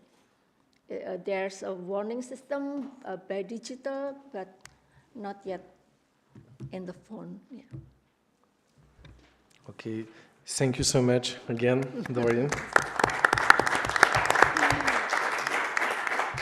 So we're going to close the session. Daniel, you want to introduce the next one? Specifically. Okay, great. We have to work a little bit.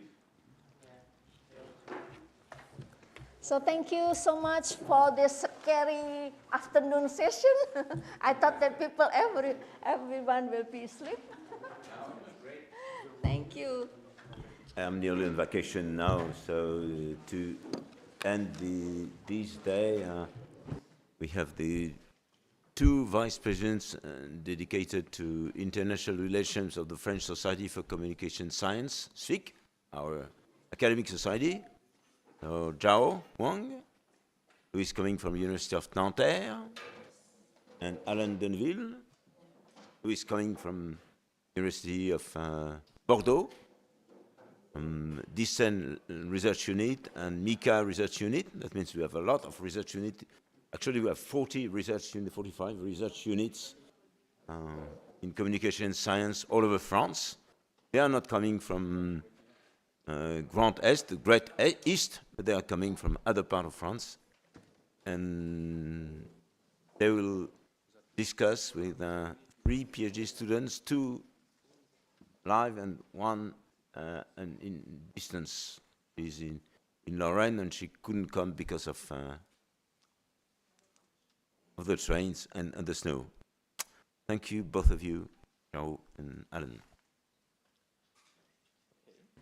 So, hello everyone. This is a lecture section about the challenge of the digitalization in health, environment, organization, and knowledge mediation and crisis communication.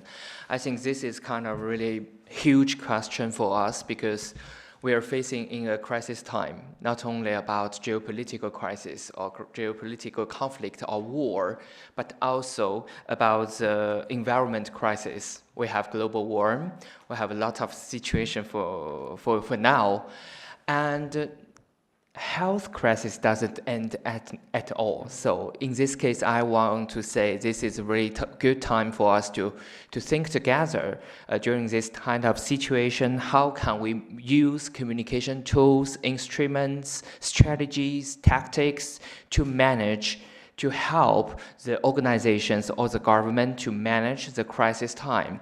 And so we arrange this a wonderful panel with different emerging scholars from France to talk about their research. So I will let my colleague Alain to present the presenters today. So we will begin with Marie-Lou Troutier with a presentation called Online Interaction and Symbolic Recognition, an analysis of the use of digital social worlds by autistic people. So Marie-Lou Troutier is PhD candidate at Université of Burgundy and in the Simeos laboratory, and she works currently on system of representation of autism and the uses of socio-technical devices, online communities, and video games. So Marie-Lou, floor is yours. And you have some, okay. We need the techniques, the text guys. And then we will hear Juliana Fraga, and we will finish with Penelope Selhausen-Kozinski. She is online by through Teams. No, maybe you can come later. Yeah. So thank you for your listening. Thank you for the organization and Daniel for the opportunity.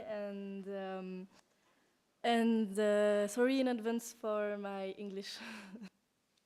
So my thesis subject So talking about online communities today is something vernacular. There is not necessarily a need to be scientific. And that is why online community can be invested by people who are concerned, let's say, with a sense of belonging with something related to the autism spectrum disorder. So the issue of disability is a controversial subject marked by political, cultural, and moral and ideological issues. Whether it's about the lexicon, understanding the functioning of otherness, questions of normality, operation deviance, or a mechanism of state and institutional control, disability and particularly autism constitute a rich interdisciplinary field of research. By essence, autism spectrum disorder, so ASD, defined as such in the DSM-5, so Diagnostic and Statistical Manual of Mental Disorders, but not universally agreed upon as a qualifying disorder, is a controversial subject that crystallizes and reveals system of representation about the functioning of society or representation of otherness. The info-communicational approach to autism is particularly interesting topic to analyze through the science of information and communication. It involves biomedical knowledge linked to the institution on one hand, and experiential knowledge of individuals concerned by spectrum disorder on the other end. This individual produce counter discourses and something controversial therapeutic methods, such as the debates on psychoanalysis in autism, which are discussed online. So our research proposes an info-communicational approach to phenomena of socialization in a digital context and representation of autism. For this, we are interested in the potential use of immersive words, especially forum and video game. So what interests us here is a pragmatic question. So how do people talk about it? How do those concerned person themselves perceive themselves? Sorry.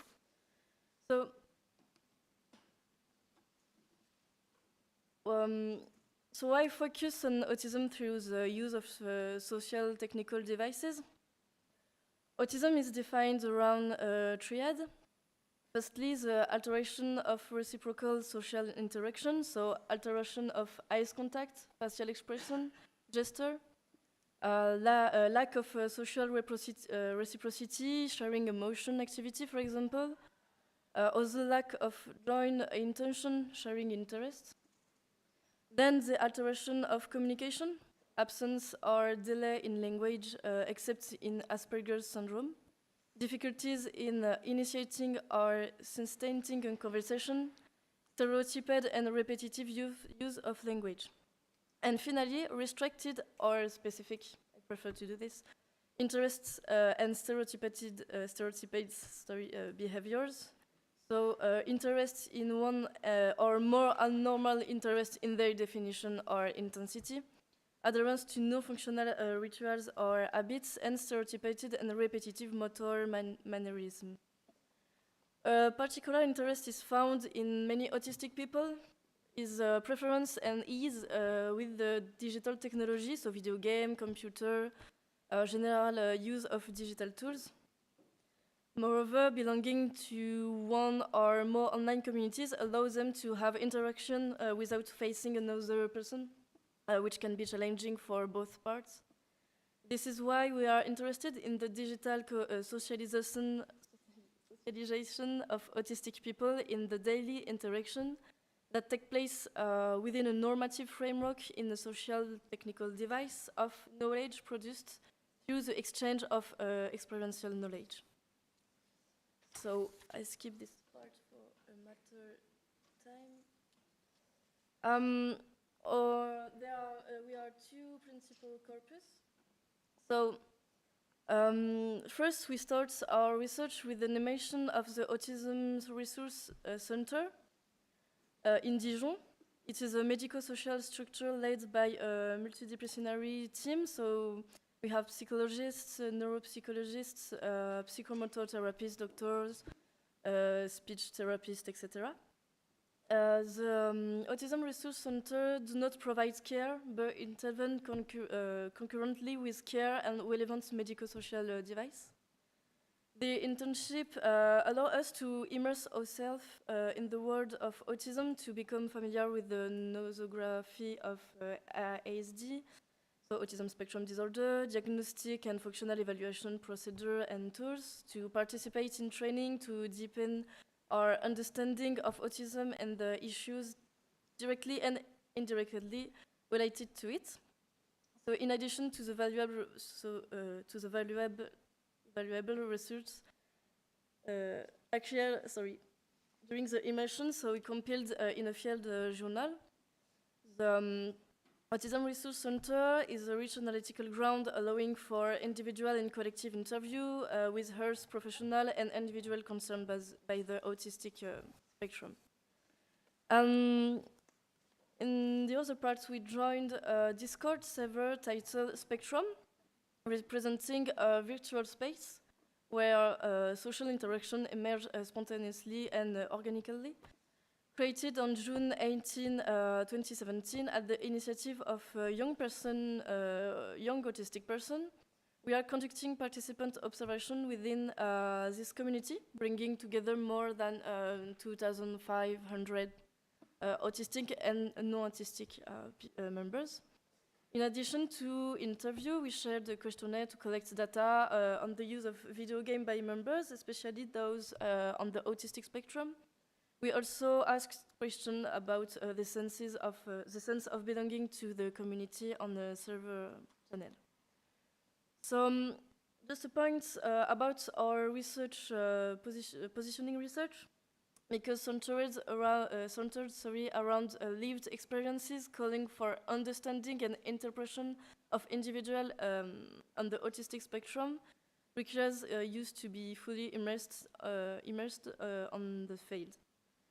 This immersion involves a deep connection with the experience of autistics, which may seem to go against certain epistemological paradigm of separation between the rational mind of the researcher and their own body. Indeed, understanding the needs, sensory experiences, and stage encountered by autistic in their lives cannot be detached from a form of empathy and recognition of own physical and emotional reaction in this research process. So working on this question of autism and more broadly on disability and communication issues inevitably leads to define our researchers' stance, noting the affect and the physical presence of the body in coercive situation. So scientific research tends to value the dissociation between the researcher's mind and body, suggesting that the purity of analytical thinking and the validity of scientific production will be maximized by the distancing oneself from bodily sensation, imagination, and minimizing physically and psychological influences on scientific reflection. However, should we now consider the engagement of the physical body on par with the reflexivity on the researcher, especially in the sensitive health domain. So, just... il reste pas beaucoup de temps. Oh, c'est vrai, ok. Ok. So, I just wanted to share with you an experience that I've lived, just give me a personal scope with my subjects, but okay. So, I wanna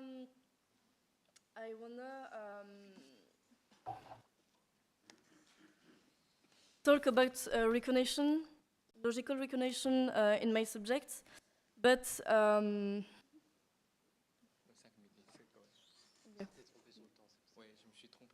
pas de souci. Bon, je vais finir par ça. Pas de souci, je vais finir par ça. So I wanted to address the question of recognition logical to provide continuity to my master's studies on MMORPG guilds. And I have to make a triad of representation of autism, namely the pathologized spectrum, which frame and defines autism, the medicalized spectrum with institution and medico-social structure, and the politicized spectrum. We attempt to link them with Axel Honneth's sphere of recognition. It is a German philosopher, namely the loving sphere, so personal care, the legal sphere, so the cognitive consideration, and the cultural sphere, so the social esteem. We were able to link the sphere of representation of autism with Axel Honneth's logic of recognition. However, we need other tools to analyze more finely the interaction to take place on the social technical device and for our interview. So the choice of social semantic appears to us as obvious as soon as we approach the question of the construction of the social phenomenon through representation systems themselves defined by ideological systems. So we'll look at the process of meaning production, notably through phaneroscopy, so it's a Charles Sanders Peirce phenomenology, to observe and study person with their history, their experience, the evaluation of their quality of life, the meaning they give to their practices, and the significance they attach to the experience they live. So this leads us to American semiotics, which has developed analysis tools that we could apply to our subjects, knowing that semiotics and psychoanalysis, more broadly physiological issues, work well together. So, to finish, large parts of our social activity and the organization of society is done to stabilize semiosis. Semiosis in Peirce semiotic refers to the process by which a sign or representamen generates meaning, leads to understanding or action, so an interpretant, in reference to an object or ID, so as a reference. Without stabilizing semiosis, we becomes mad or autistic, precisely. It is a real question. So we have subjects trying to stabilize the semiosis and will make the immediate objects and dynamic objects coincide. So the immediate object is the object as it is contained in the sign. For example, if I tell you to look over this point to the right, already you have learned to look in the direction I'm pointing and not fix it on my finger.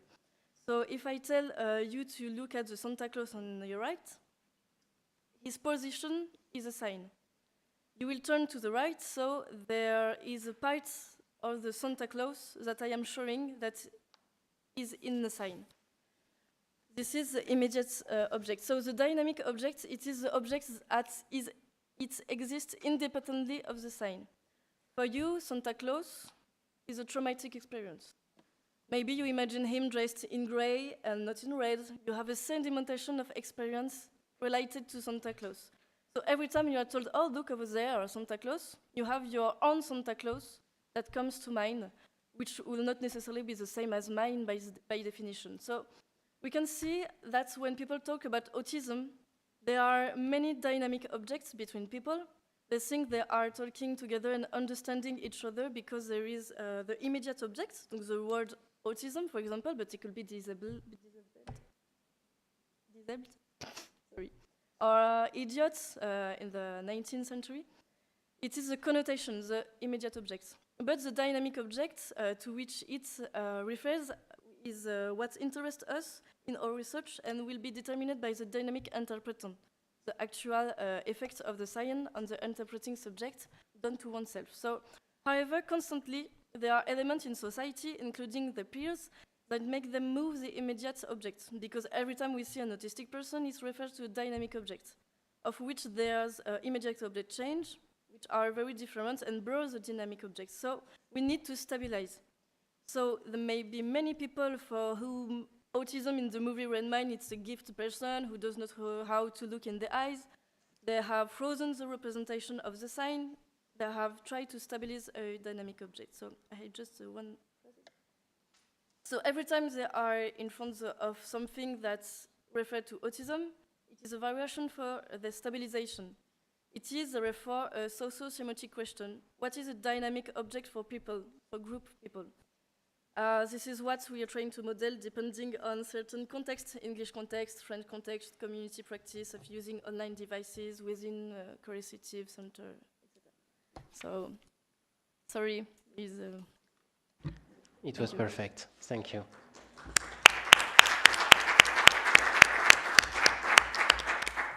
So now we are going to listen Juliana Fraga with a presentation called The Weak Signals, How to Prepare for the Storm, Crisis Communication via X, former Twitter.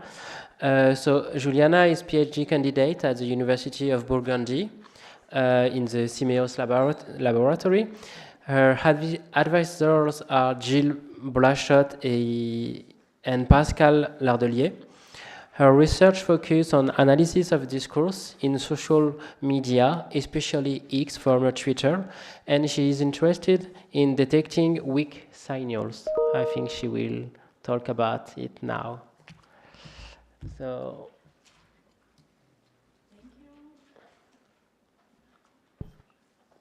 good afternoon to all. I have a great pleasure in sharing this presentation with us. Thank you for organizations of this event. I'm talking a little about weak signals, how to prepare for the storms, crisis communication via Twitter. This is my PhD about the concept of the weak signals. And here it's a summary. I talk about the cocktail research project, the concept, very a little concept, the weak signals.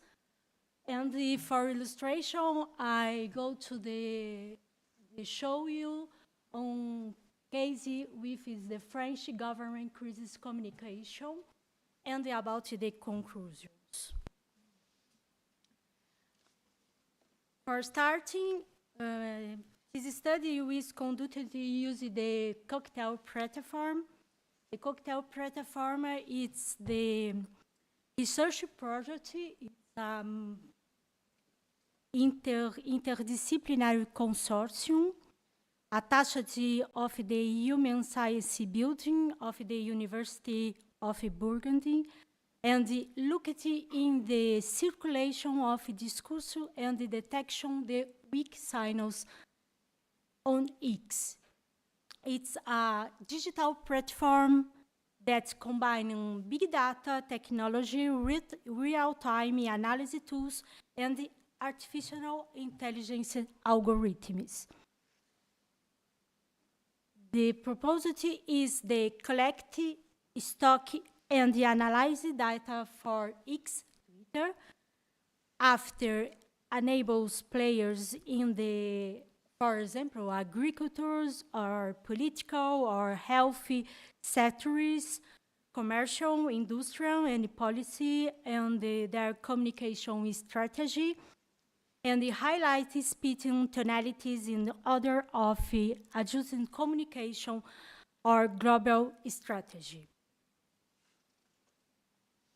For the concept of the weak signals, it's I'm also in the a little of literature about the weak signals. The weak signals, it's born in the managed gestion by Igor and Sophie. It's a precursor signal. For it's a premature, incomplete industrialization, and for the other authors, it's like Kofi Bryan, it's a idea, a trend, and for the others authors, it is the kind of the early warning and the future. For it is, I use it it is all this concept in the literature.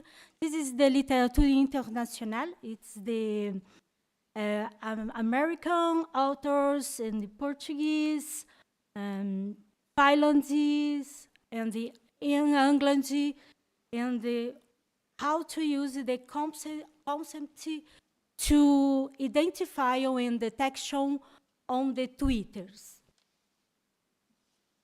For example, I developed and researched for the hashtag Sinofably, or the wiki Sinos, and the Twitter and the X France, and identify on the period on the 1 year, we identify on the Twitters how like is language element. For example, to be continual wiki signals or what? Hashtag Russia, hashtag Moscow, or the other example, it's using a lot of the political hashtag for mention. It is maybe it's happening in the future, now or not. The other examples are when I analyze the concurrences of hashtag. The hashtag weak signals is associated with the hashtags likes, hashtag influence, crisis management, anticipatory information, prospective trends, and monitoring. These terms are found in the definitions and the concept on the literature and in the Twitter. In addition, the analysis reveals that the hashtag wiki signals is used by companies offering with signal detection tools. This is the example with the companies, the sense, the cell, the tools for detection. It's a product for detection, the weak signals in the tendency and the monitoring strategy for the companies. For illustration, I go to show you one case. It's the French government crisis communication case that developed this study of the longitudinal study between two periods for the 2021 and 2023 to analyze the French government communication on X during the COVID-19 vaccination campaign and the return to normal phase. This is compared to the scenario, social, political, and media context is totally different. There are in 2021, it's in the crisis communication, it's considered crisis and public strategy of vaccination in France. An official committee, health advisory board with laying public health expert information, presence of the maverick medical figures in media to express advertising opinions, and the early months of the vaccination campaign in French government criticized, contested, and discussed on X and Twitter. After 2023, it's a big movement anti-vax, diverting opinions persistent on Twitter, but the no vaccinating healthy world is suspended for the hospital, a recall campaign, and going on a criticism and consistency in media of the French government political decision. So, the data collection, it is very different because it's the scenery, it's the moment, it's different. In 2021, around 18 million tweeters, and the 2023, 40 million number of tweeters. And the period of the data collection is the same. It's different, it's the 50 days.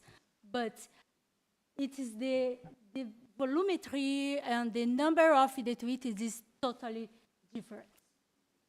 The research question we investigate how did COVID-19 related French government tweeters evolve during the last stage of the vaccination campaign, for example, the return to normal phase.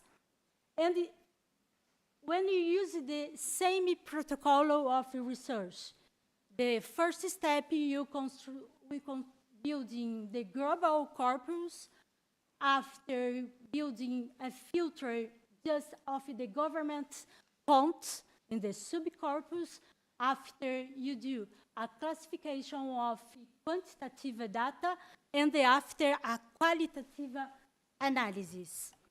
Because it's very important to do or to identify of the discourse in the qualitative analysis this is the moment with adaptation and analysis with Wikisinos. This is the collection, the criteria collection of the counts. I utilized the two possible criteria, accounts and keywords. And after I passed the minister's counts, I identify of the leaders political, of kind of the on Twitter, and characterization of the subcorpus, identify of the country, the subcorpus, and the result is 39 tweeters. So after you clean up some tweeters about the flu or the others vaccination, it's no kind of the subject of the COVID. And so you start the analysis. This is the methodology. You start the analysis of the quantitative analysis, and so you can see the peak of the event and the media event is the X activity. It is the about the event that's starting in the moment in the peak of the activities. And after I can do identify of the community, and to 2024, identify the 11 thematic clusters, and there are themes directing, talking about the COVID, but there are the themes they're talking about the Qatargate, the war between Ukraine and Russia, the suspension of young vaccination, and this is an important point for detection weak signs.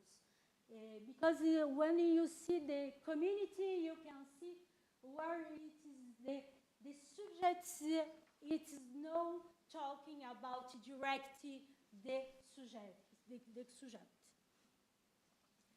So about the government corpus, for finish, there are on communication, informative communication about the activity of the government.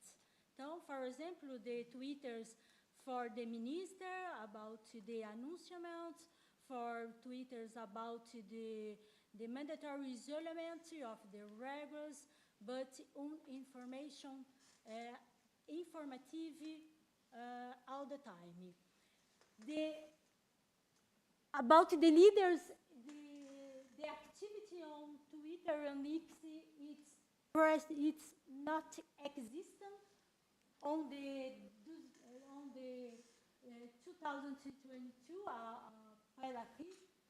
on the Twitter de Elizabeth Borne, it is the minister, it's not existent, it's the one Twitter and the 160 retweeters. It's the activity, it is, for the conclusion, it's 2023, the weekend no continual communication, few media events, and the high-level activity on Twitter, done by the Twitters is the communication, it's mailing done by institution accounts, encouraging good conduct of the consumer, and the absence of communication by the three political leaders. And the comparative is the last slide.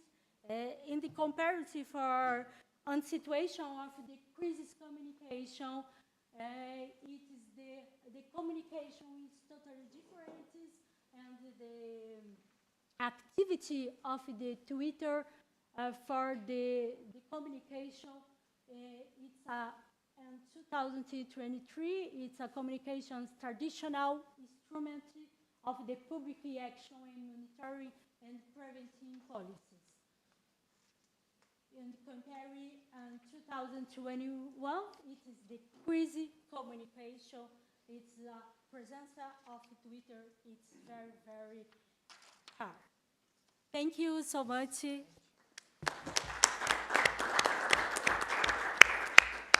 Thank you for your very interesting presentation. Now we are going to listen Penelope Salohausen-Kozinski.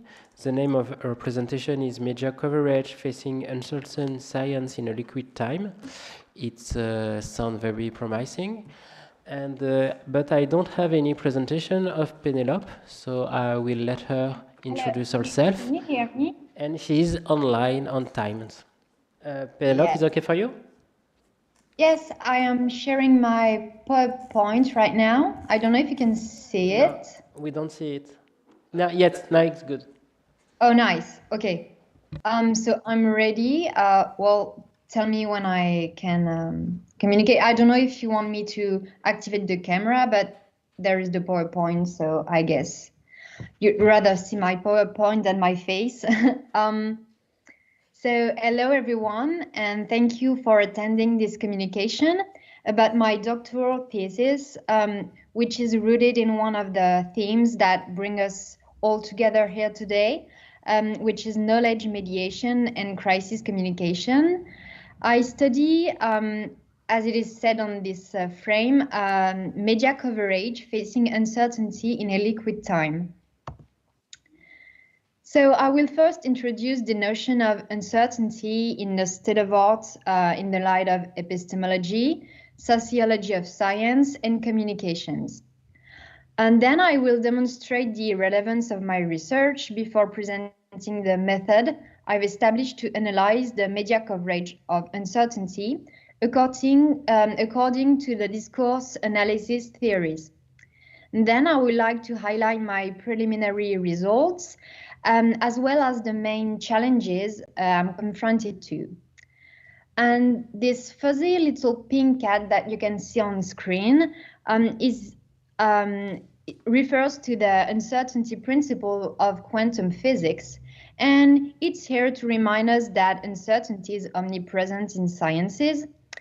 Well, I also guess that you've often heard lately that we live in an era of uncertainty. But what does it really mean? Well, uncertainty is inherent to science practices and theories. And here I would like to quote Popper, the old scientific ideal of episteme, of absolutely certain demonstrable knowledge, as proved to be an idol. But it's also present in its sociology, and here I refer to Merton organized skepticism. It is also a rhetorical boundary between science and non or pseudoscience or even beliefs. In In fact, since the 1970s, postmodern authors diagnose an era of uncertainty for Occidental societies. It would be due to environmental crisis, also the rise of critical discourses towards technosciences, a disbelief in the idea of an ineluctable progress of science, social technical controversies, but also scientific findings or theories such as quantum mechanics or cybernetics. But all in all, uncertainty is a concept related to a knowledge context. It can be ontic, so related to the state of the object, or epistemic, related to the state of the thinking subject. It is often linked with notions such as ignorance, belief, trust, risk, subjectivity, or even approximation, yet they are not equivalent.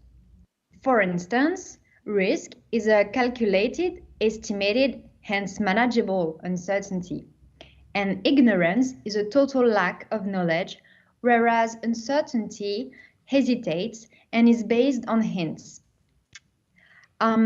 And in the end, it can be unintended or accidental, but it can also be constructed by individuals or groups. And this leads us to explain why media coverage in particular of scientific uncertainty studies are relevant in a so-called era of uncertainty. Well, the public understanding of science literature has pointed out a problematic stake concerning medias and uncertainty.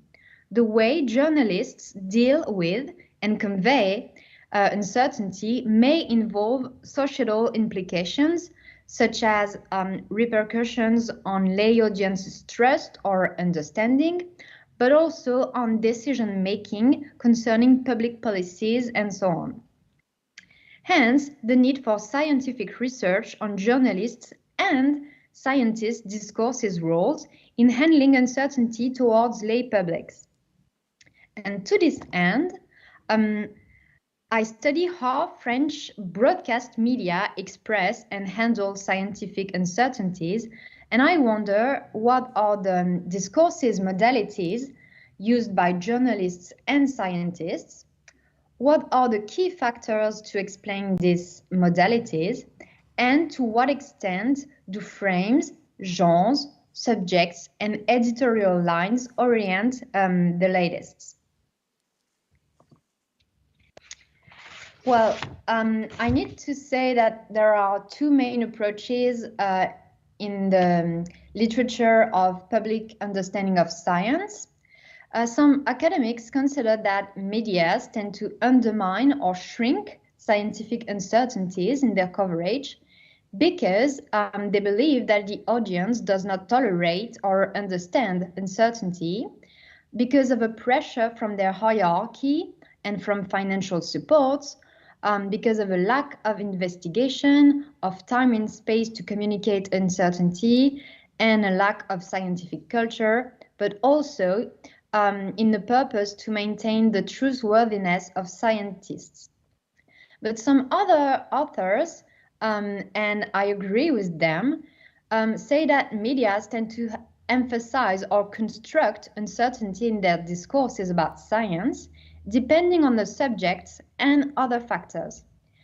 For example, in the purpose to appear balanced according to journalist objectivity ideal, or even to create drama and grab the attention, to enhance newsworthiness, or for example, when they rely on preprints or when they relate controversial subjects.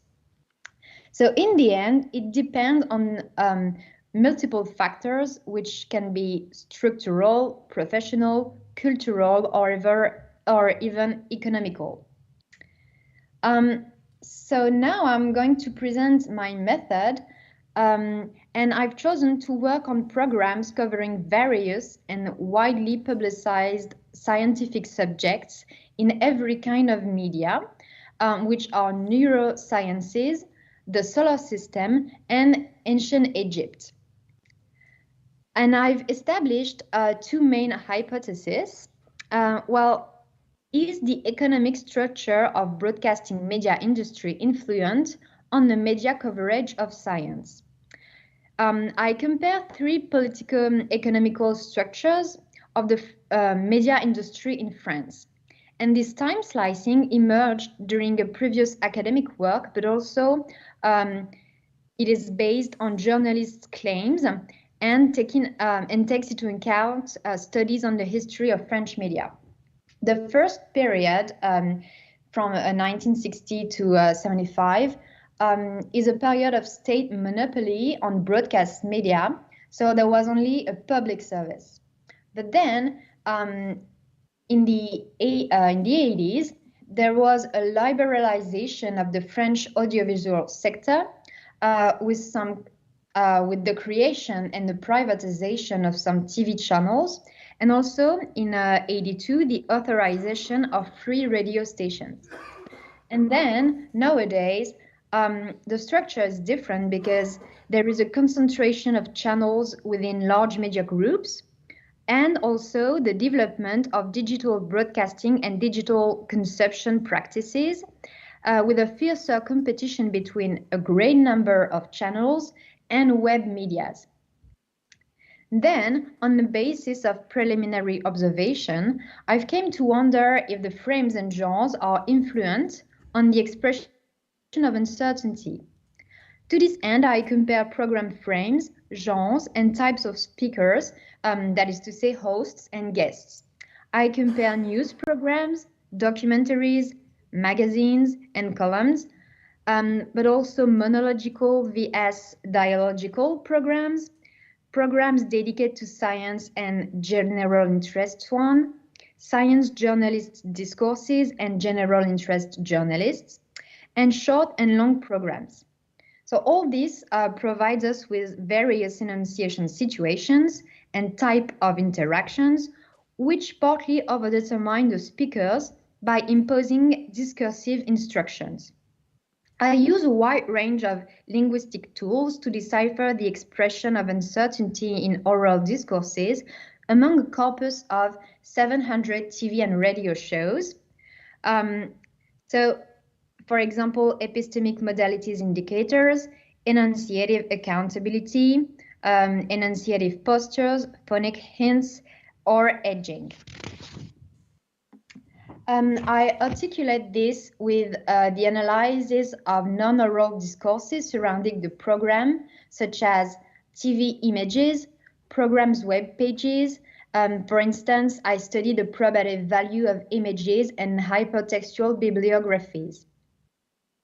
And because discourse analysis takes into account the discourse in the light of its socio-discursive context of emergence, I also lead semi-structured interviews to capture the stakeholders' individual and social representations and practice.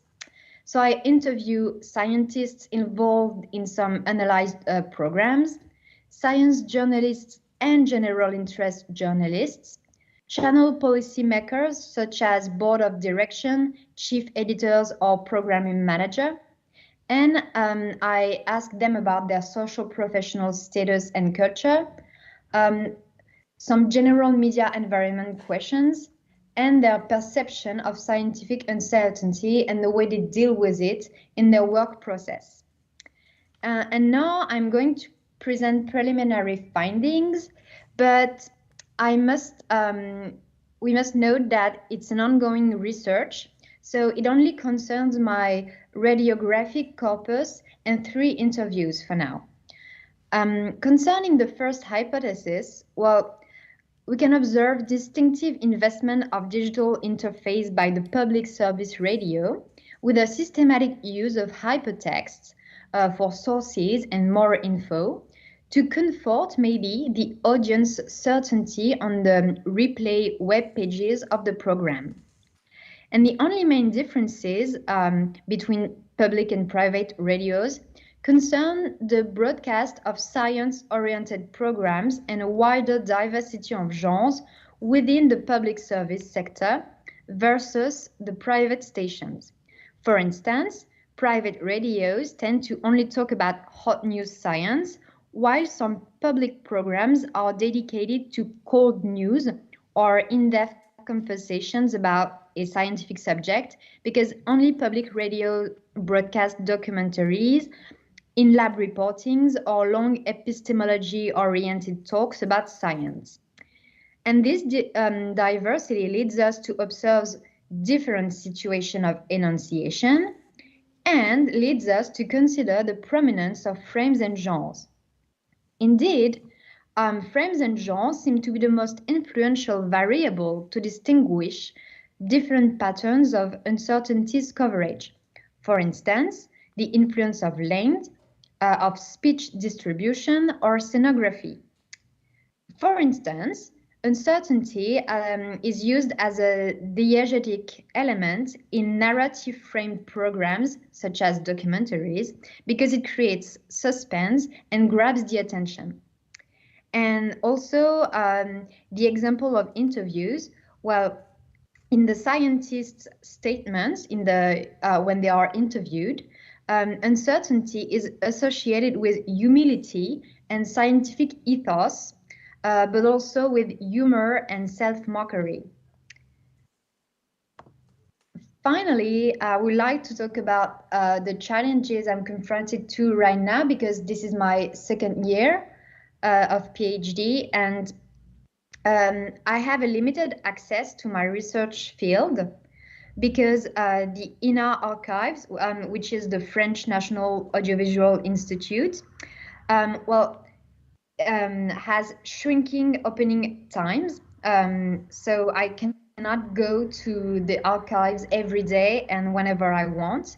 And also there is an impossibility to edit or export documents from the INA archives. So also it only provides private radio archives broadcasted since 2001. So it biases my comparison between public and private sector, because it means that for the 80s and 90s, I'm only provided with the public programs. And I think it is because of rights, because there were private programs. Also, my epistemic modalities indicators are equivocal, and the interpretation can be ambiguous.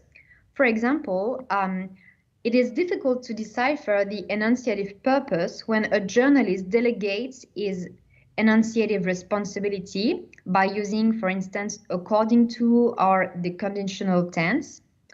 Is it an argument of authority to prove and to rely on a scientific authority?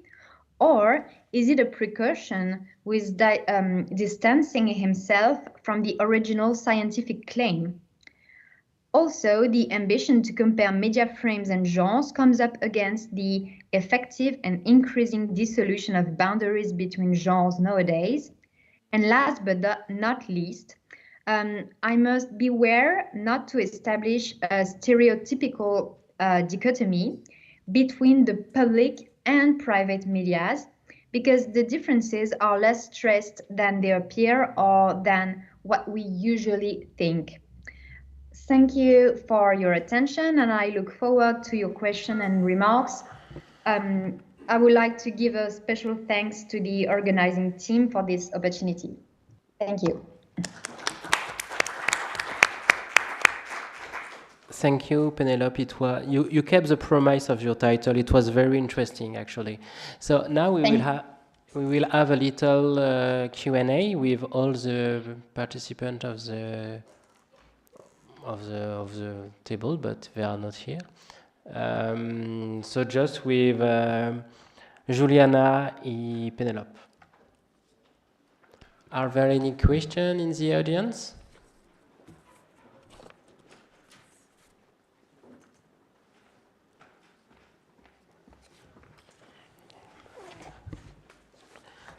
Tu dois être là pour être dans le cadre. Tiens, je te laisse prendre la parole. Okay.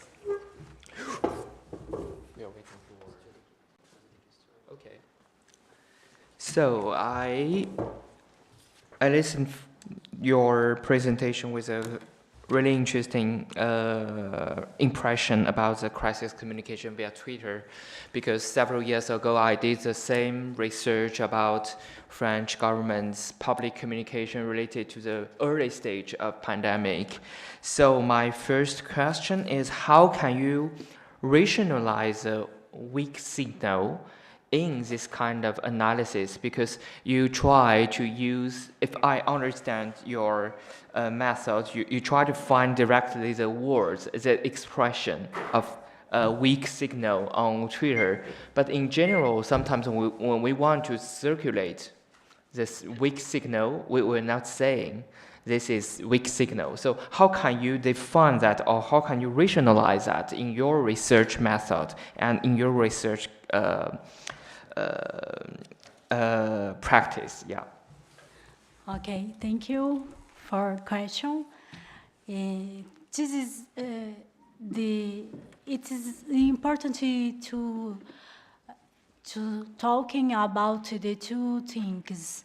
This is the weak signals, and the other is the discourse. It's the different kinds. The weak signal, it's a little element on the conversation, kind of. It's when you like the Twitter or hate Twitter, when you do put your emoji or put your keyword is different, you can transformation or circulation for this information in Twitter, and it can use transformation. It's a 40 week. This is the, and the discourse, it is the how to circulation this information in the Twitter, and how do you study and the identify this little signal, the Twitter, and do about the analysis of the community, identify, see it's a wiki, or it is a trend, or it's a force. It's a wow, it is the movement of the dynamic of the conversation. Yeah. I feel that's really fascinating, because when you talk about this kind of crisis communication, sometimes we want to use this kind of tool to re-establish the public expectation. So sometimes when we want to monitoring the social media kind of thing, or when we want to manage this kind of cases, we need to screen the context, we need to identify the issue, etc. And I really enjoy your part about qualitative studies about the different social media posts. But I would love to suggest one thing about social media affordance. That means you can use this kind of textual analysis and content analysis to evaluate how French government actors use social media affordances, just like, for example, mention hashtags, whatever, to build this kind of intertextuality in order to create the whole picture about this kind of crisis management related to the vaccinations, the last phase of vaccinations.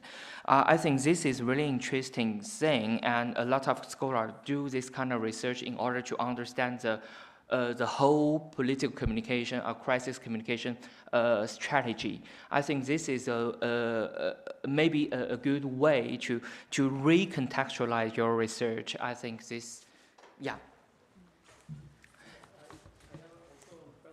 Yeah.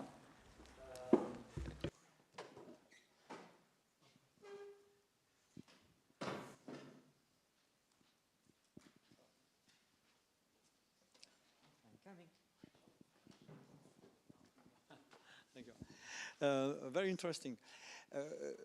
What is the definition that you give? For example, I will apply your method. What will be the definition of the weak signals? You see it in just in time, or you will see the dynamics, what's happened, and then you define that it was the weak signal. But should we know today if we have written something and so on to define actually what will be a weak signal from the past, for example? Could we learn from the past to see that this is the weak signal? Yeah? Thank you for your question. It's the challenge because it's, nowadays the Twitter, the X, it is difficult to see the dynamic of the discourse of the X. And but the concept of the weak signals, it is the so identify this is the dynamic in the past and the anticipated for the develop the strategic for the future. This is for the developing the strategy for the environment, the politics, the all strategy of the enterprise.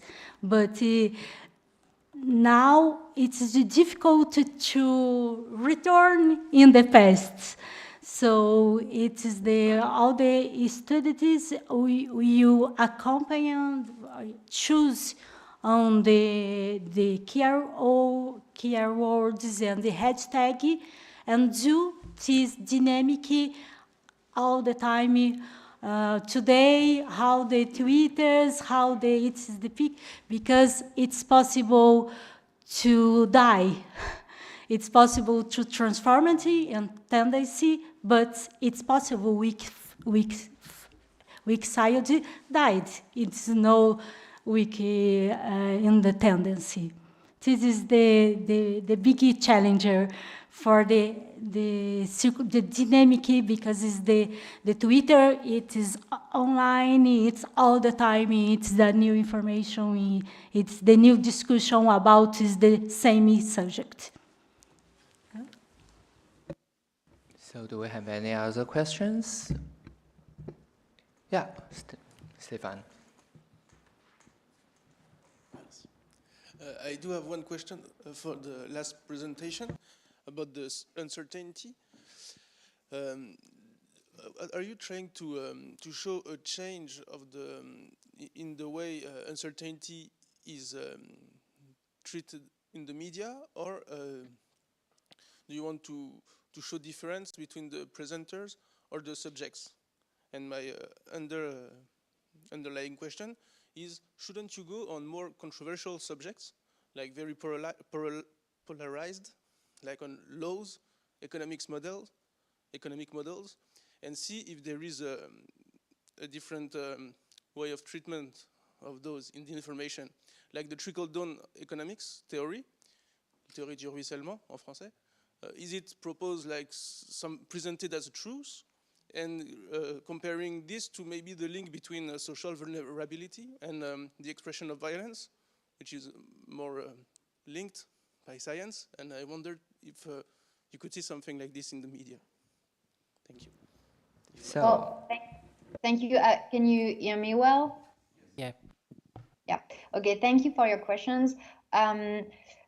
Well, to answer the first one,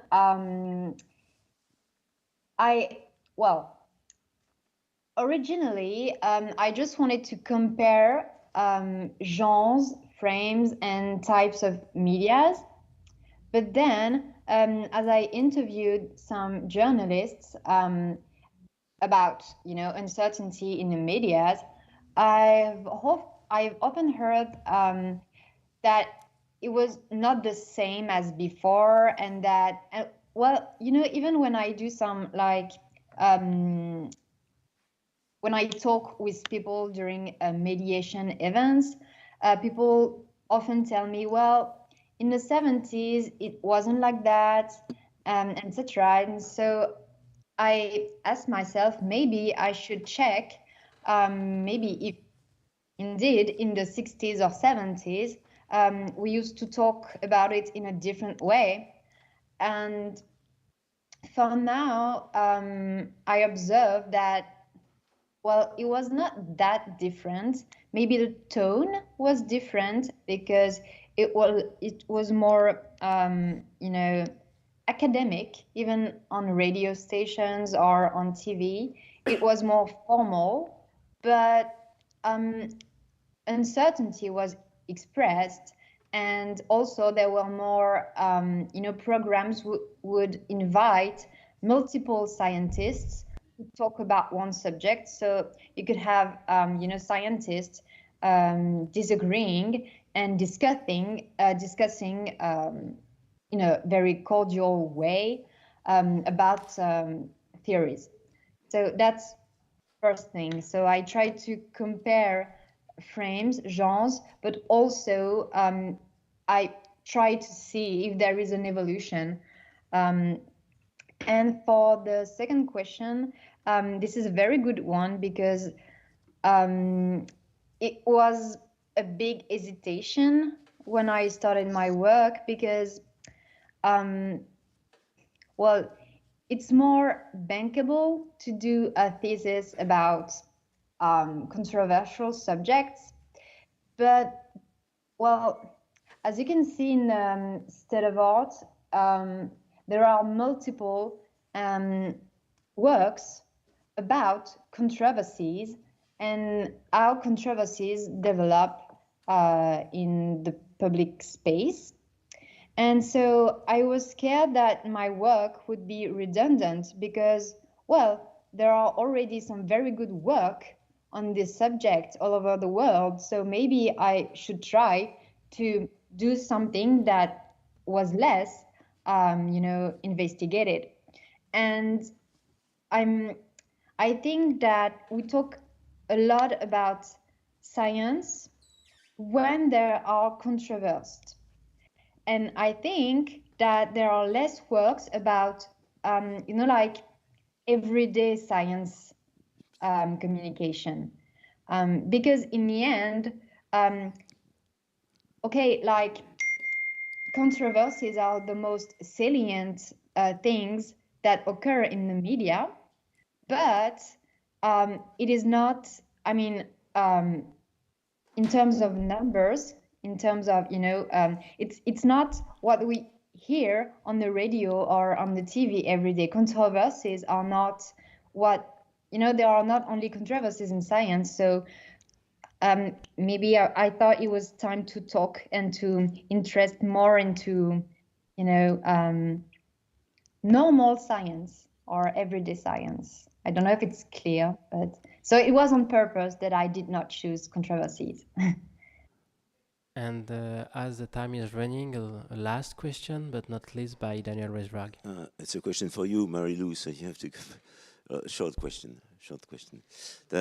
I noticed basically 3 topics. The first one dedicated, or the last one dedicated to certainty is might say a cold topic. Working on Twitter is a freezing topic.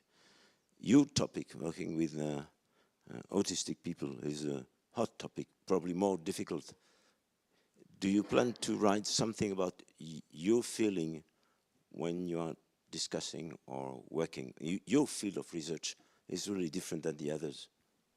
So do you plan to write something or just to put that away from your PhD? Your situation, ta propre situation de chercheur sur le terrain que tu as choisi.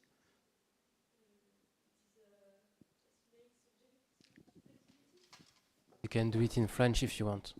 Tu peux le faire en français.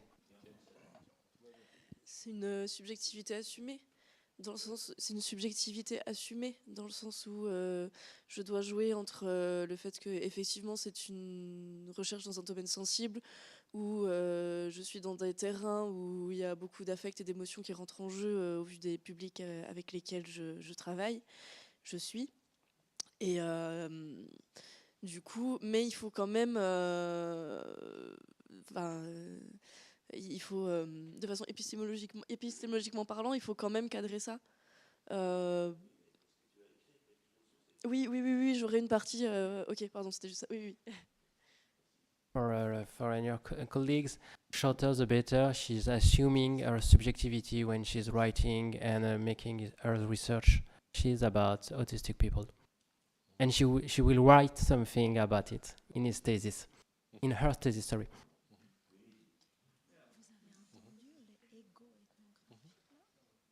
Okay, a very last question by Karsten.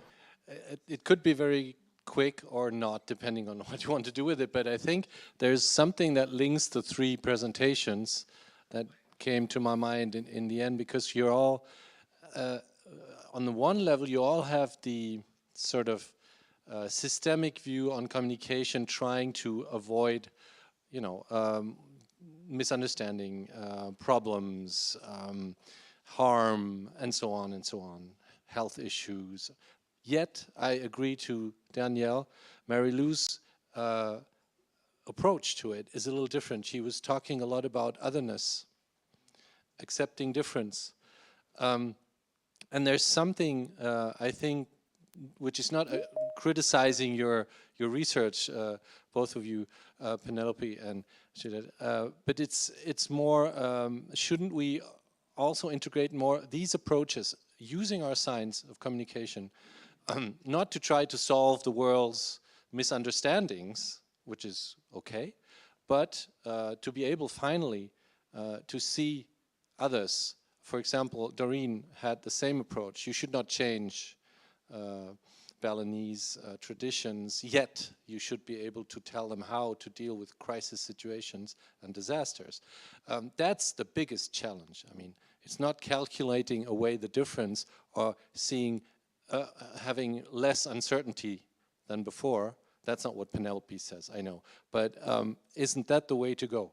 Isn't there something in dealing with people who are so different that we are stunned and don't understand their behavior that can help us communicate ourselves? Not clear, I'm not sure if I'm clear, but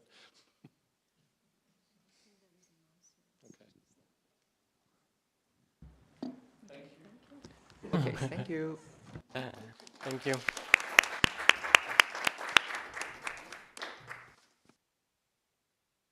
Goodbye. No.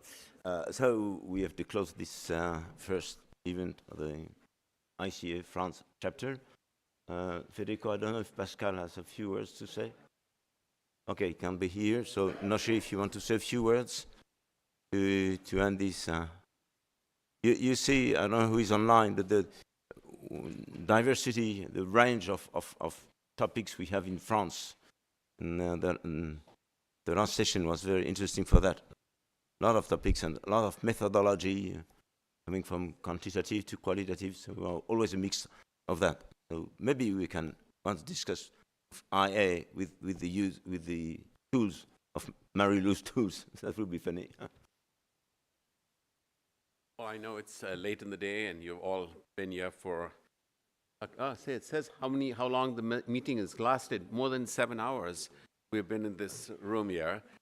So I'll just keep this very brief. And again, I want to congratulate you all and thank for the organizers for doing such a fantastic job of kicking off the ICA France chapter.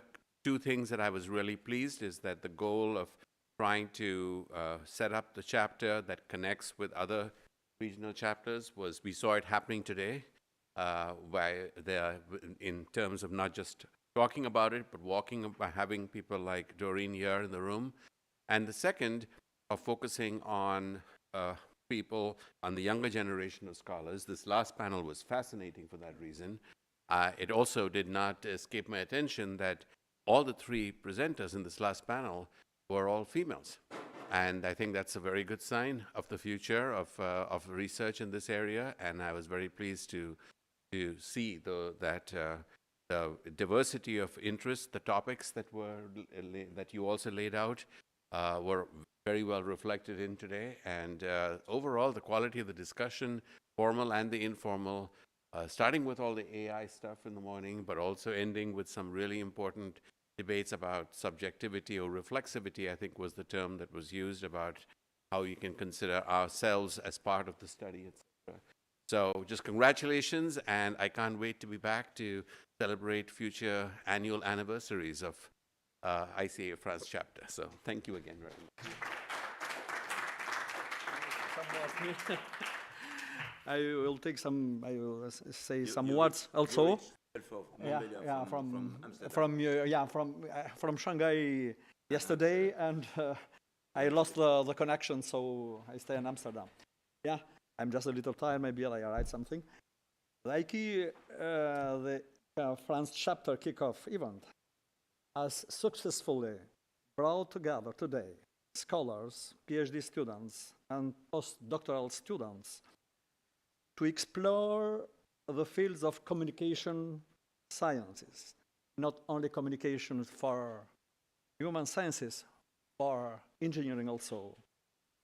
The insightful discussions and presentations on the challenges of digitalizations, crisis communication, and the intersection of artificial intelligence with various fields have illuminated the diverse perspectives within this strong academic community.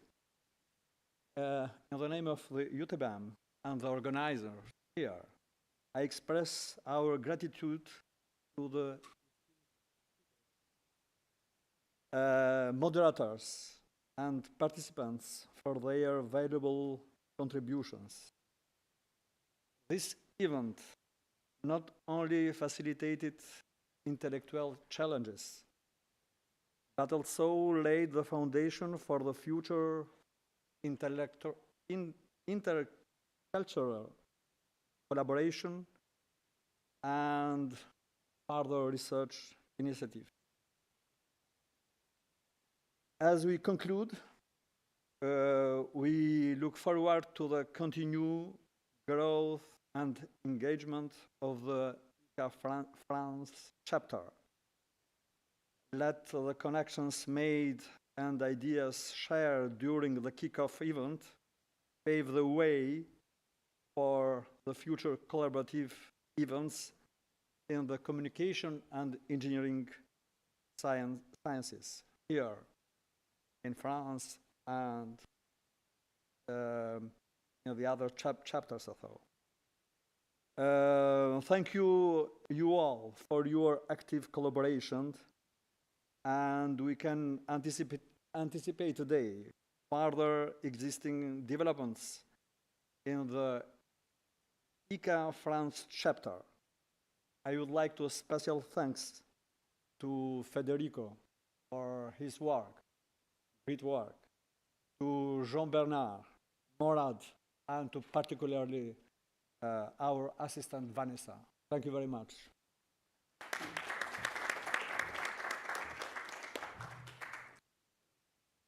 You probably noticed two things coming from Doreen, the Cobra attack and Python attack. I think I'm going to keep these two words in my mind. I don't know when will be the next event, but we discussed this morning and during the lunch about how to write a paper. For French people, it's difficult sometimes to speak English, and it's difficult to write a paper in other countries' journal, like in the US journal. So probably we'll try to have a session, a workshop in paper and development in a way for a call for ICA for next year. We'll do that probably, we hope so. We try to do that with Angeliki in the next PhD meeting we have for the SFIC in June 2024. I can't remember the days. 6th and 7th, sorry, thank you very much. 6th and 7th of June, so we have this meeting for the PhD students. We're organizing it every 2 years in France with all our community, so we try to have a session on paper development, or how to develop a paper for the ICA, the next ICA 2025, which will be in Denver. No, yeah, Denver. So Denver is a little bit easier than Sydney or Gold Coast. Thank you very much. Goodbye.